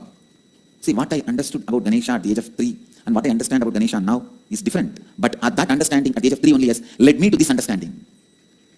If I was too busy with the Mickey Mouse, Tom and Jerry at the age of 3, I would have been disillusioned at the age of 13 that Tom and Jerry does not exist. But I would not have reached any higher understanding. Because I started living with Ganesha at the age of 3, even at the age of 35, I have higher understanding about Ganesha, which has led me to the higher and higher planes of existence. Ishta Nishta and Leela Dhyana. Practicing presence of God, living with God. Understand? For every individual who wants to achieve enlightenment through the path of devotion, who wants to make their life authentic, this is the best path. I tell you that whether you want it or not, your life will continue to become more and more authentic. Because I am there. I am there. Practicing the presence of the God makes you more and more authentic. That's the beauty of the Hindu tradition. Beauty of the Vedic spiritual tradition. Ishta Nishta makes you do a lot of self-completion with you. Actually, because of this Leela Dhyana practice, you become more complete with you. And if you observe deeply, you will find out, if you have incompletion within you, that day you will feel, I am angry with you. I am angry at you. When you have incompletion, you will see the reflection on me. Means, if you feel I am angry at you, all you need to do is do completion with you and completion with others. How many of you feel I am angry at you? So all of you have to do completion with you and completion with others. I am not angry with you. If I am angry with you, then I am incomplete. I am not angry with you because I am complete with me and with others. All you need to do is, you need to complete with you and others. Understand the completion you need to do with you and with others is responsible for how you feel connected to me outside and inside. Because you practice the presence of God, Ishta Nishta, Leela Dhyana. See, all these three are three different words, but finally boils down to one. Leela Dhyana means remembering all the acts of Krishna is Krishna Leela Dhyana, what all he did. Remembering all the pastimes of Krishna is Leela Dhyana. Remembering all the Shiva's Leelas and experiencing it as it is happening now is Shiva Leela Dhyana. In my case, you don't need to do Leela Dhyana. Wherever you are, just I will be possessing you. Simply you will be remembering only me. Whether you are in kitchen cooking or ironing the clothes, washing the vessels, or in the office sitting and doing the job. How many of you listen? How many of you feel almost 24 hours as an undercurrent I am there in your memory, in your life? Whatever you may be doing, I'll be there. This is Leela Dhyana. Practicing the presence of God means what Chalaya says exactly. Whenever you go out telling, Maharaj, Swamiji, I am going out and come back. When you wake up, Swamiji, I am on time. See, I am integrity. If not, see, Swamiji, I am late, I am completing with you. This is practicing the presence of God. See, you can be doing this practicing presence of God with anybody. You can do it with Shiva, Hanuman, Rama, Krishna, Devi, whoever you choose as a chosen ideal. With that, you can do it with the Guru, God. As I said, you have option. But practicing the presence of the God is so powerful. Please understand, I need to tell you. Practicing the presence of God, I myself did in my life. I carried the photograph of Sri Ramakrishna from the age of 13 till the age of 22, practicing his presence continuously, whole day. I tell you, practicing the presence of the God is one of the most powerful methods to make you authentic and integrated. Practicing the presence of the God is one of the most powerful and integrated method for becoming enlightened. Listen, I have defined Leela Dhyana. Leela Dhyana means being lost in the pastimes of the Guru or God. With God, one thing is that you may not be directly involved in that whole Leela, so you have to remember and try to practice. With Guru, you are directly part of it. So you don't need to try to remember. He will be remembering you. This is called Leela Dhyana. Even if you are afraid he's going to fire you, it's a Leela Dhyana. When practicing the presence of God is constantly feeling you are with him, he is with you. Practicing the presence of the God is the greatest, most powerful technique to put you in Bhava Samadhi immediately. Ramakrishna did it. Ramana Maharshi practiced it. Even the great agnostic, atheist, enlightened beings like J. Krishnamurti practiced it. If you read the biography of J. Krishnamurti, from the young age, he was trained to practice the presence of the higher power. Other than the dirty mouth, U.G. Krishnamurti, fortunately he died. Actually, I sent an email to him when I read his book. He was claiming enlightenment is pain. I sent an email to him that, come on, let's have a public debate in open.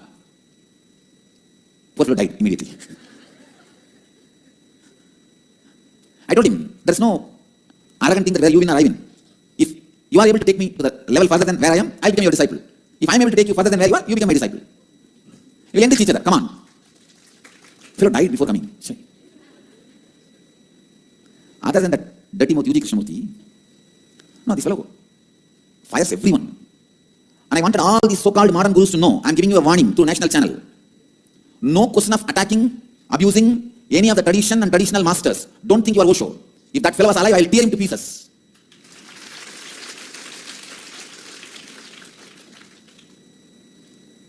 Every Tom, Dick and Harry, these trekker guru idiots, if you just put a jeans pant and grow a beard and have a backpack and do little yoga, you think you are a big guru and you have guts to attack the Hindu tradition and traditional gurus.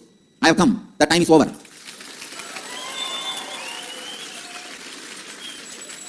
Keep your dirty mouth within you, maybe secretly open to only your close disciples, not to public.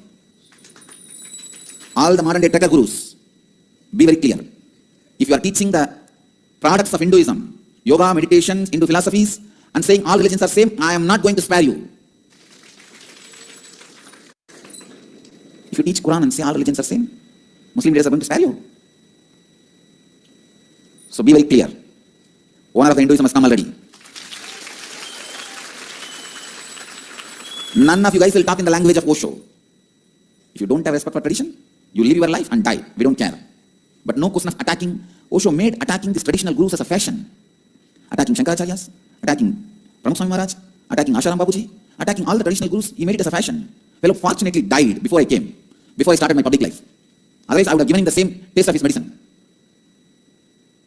But only you know, fellow saved himself by dying. All these fellows left and right abuse these practices like presence of God. So because Osho set a trend, all the fellows, till these Dadiwala gurus, putting a jeans pant and having a backpack, and if you know, just stretch your hands, stretch your leg, blow your nose 3 times. If you know that, immediately you think you are a guru and abusing all the tradition. Flesh your Vedas. One fellow made a comment, one of the so-called guru. Flesh yourself first. If you can't tell us, we will do it. No, it is time. All these so-called modern backpack trekker guru fellows, keep away from Hinduism. Don't try to attack Hindu gurus or Hinduism. I wanted to give this as a warning on a national channel. If you know how to talk, we will also know how to talk. Constantly hurting the religious sentiments, hurting the Hindu religious sentiments has become fashion. See, these trekker gurus have naturally little charisma and orating skills. Naturally, the traditional gurus, many of them they have spent all their time in meditating and growing spiritually. They may not have those little few of those skills, those drama skills. So these fellows go on attacking them. I have come having both. I can do your drama and that drama, both. And I have come with both the skills. It's a good news. I am going to be standing at the side of the tradition. It's a bad news for the trekker gurus.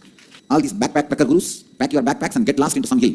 Don't be with the human civilization. I'm going to suggest to Acharya Sabha and Akadas, anybody who teaches yoga, meditation and the Hindu related material should not say all religions are equal. You can say all religions are unique. Because all religions are equal is a defaming, abusing statement towards Hinduism. How can a religion which tells people to go and kill others and the Hindu tradition which tells you to go and enrich others can be equal, can be same? I was already planning at least some 10, 12. These kind of common agendas should be formed and regulated. Understand? Practicing the presence of God leads you to Bhava Samadhi directly. And the third word I uttered is Ishtanishta. You may accept all divine beings. It is not that you will not go to Vishnu temple, you will not go to Devi temple, but if you are connected, if you have chosen Shiva as your ideal, you know he is your ideal. Ramakrishna gives a very beautiful example. A woman in the house, she will serve everybody. She will serve the brother-in-law, sister-in-law, father-in-law, mother-in-law, husband's elder brother, younger brother, sisters, husband, everyone she will serve. Give them food, give them water to wash their hands, take care. But she knows her bed is only for her husband. Same way, you may bow down in front of any god or any deity or any guru, but you know you are bowing down only to your guru in this form. Sadguru Swarupaya Nithyananda Nithyanandeshwaraya Namaha. Very clear. Sadguru Swarupa Meenakshi Namaha. Sadguru Swarupa Ganeshaya Namaha. Sadguru Swarupa Subramanyaya Namaha means you may bow down in front of any god, any deity. You know you are bowing down only to your chosen ideal, Ishtanishta. Same way, if your chosen ideal is Shiva or Devi or Muruga, even if you bow down to me, you should bow down as me, as an embodiment of that your chosen ideal. For example, if your chosen ideal is Vishnu, even when you bow down to me, if you bow down at all, you should bow down to me only as the embodiment of Vishnu. If your chosen ideal is me, even if you bow down to anybody, You should bow down only them as embodiment of me. That is Ishta Nishta. Understand these three words. Then you will understand this whole space Chalaya is going through. Not only Chalaya, when I address Chalaya, I address all of you who are in that space. Clear?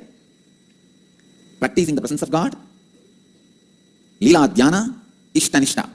All the three boils down to same space. Space of Bhava Samadhi. Lila Dhyana means constantly remembering the actions and life of your chosen ideal. Practicing the presence of the God means cognizing His presence is there with you and constantly relating with Him. Keeping Him present in your presence. Keeping Him present in your presence is practicing the presence of God. Ishta Nishta means bowing down, revering only your Ishta. Wherever you bow down, even if you bow down to your father or mother, you should know that I bow down to my Ishta who is in your heart. I bow down to Nithyananda who is in your Anandaranda, whether he is awakened or not, he is there in your Anandaranda, whether you experience or not. If you have initiated into Anandaranda, you will also experience. If not, you may not experience, but I can experience. I bow down to Nithyananda who is in your Anandaranda.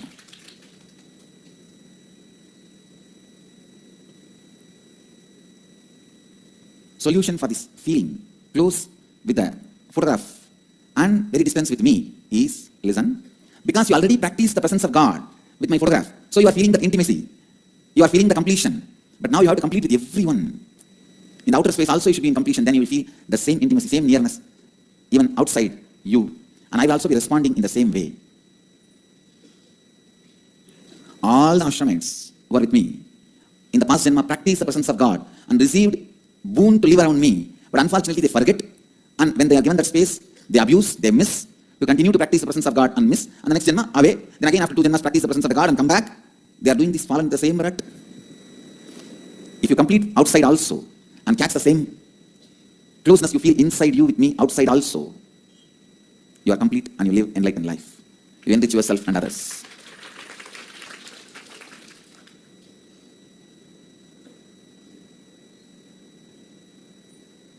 So all you need is more completion with others. Next question. The next question is, what is the significance of doing homas? Especially when I'm sitting in your breathing space the whole day, is there anything else that doing a homa can add more to my inner space and my spiritual growth? Can you please explain? What is the significance of doing homas? When I'm sitting in your breathing space whole day, is there anything else doing a homa can add more to my inner space and growth? First listen. What's the significance of doing homas? Homa is not faith-based action. It is science-based action. First understand. It is not faith-based action. It's a science-based actions, which has been considered as a science because media promoted it. For example, you think if you eat, you will become more energetic. This is considered as science because media promoted it. Why don't you eat McDonald's food every day and see? It is not science-based action. It is a faith-based action. Became science-based action because of media promoting it. All of you are getting it? I can give you millions of examples like this. If you take antibiotics, your cough will disappear. It is not science-based action. I am trying, it's not disappearing. Because media promoted it, it has become almost like a science-based action.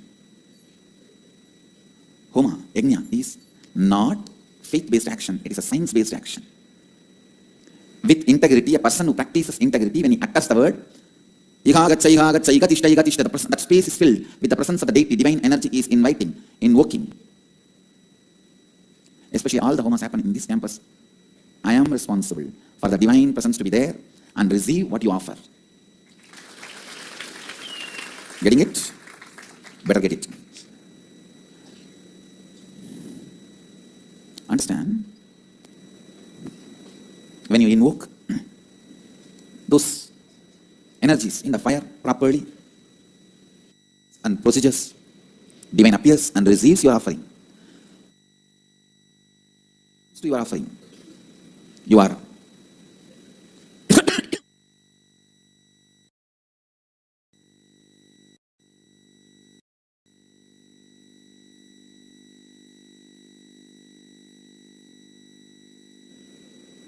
experience the space of the divine.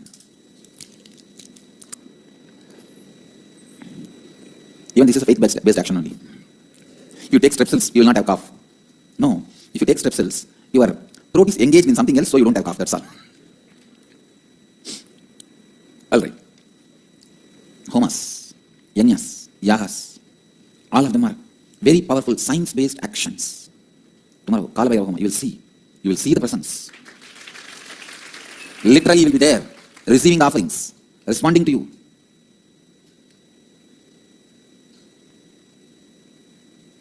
When you are in that presence,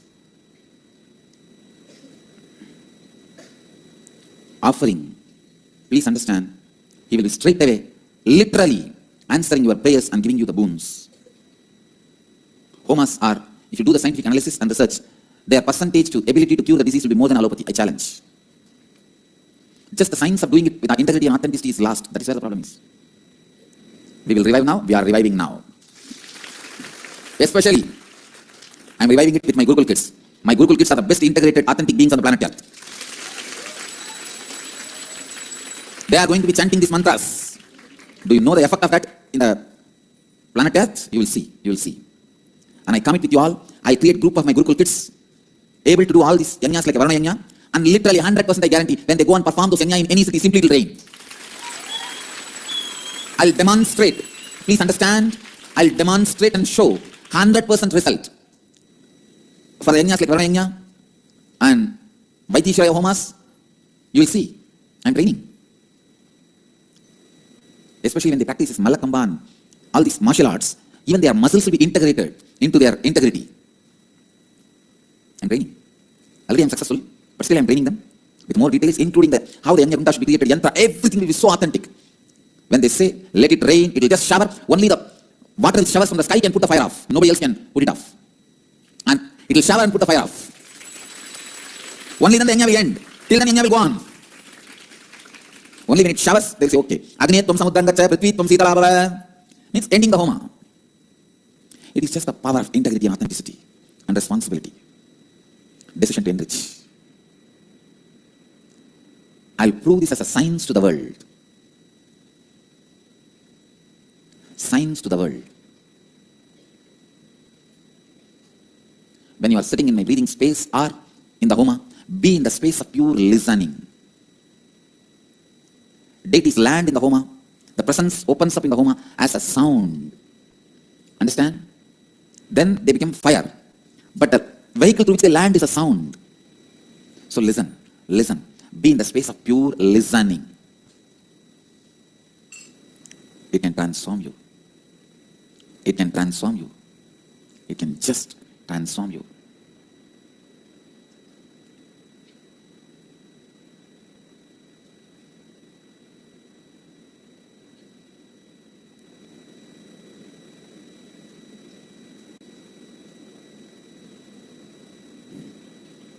Homa is science-based action, not faith-based action.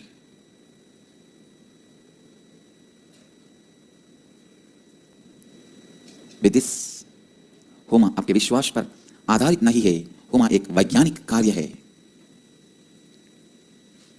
Let you all achieve, experience, live, express, radiate, share and explore in eternal bliss.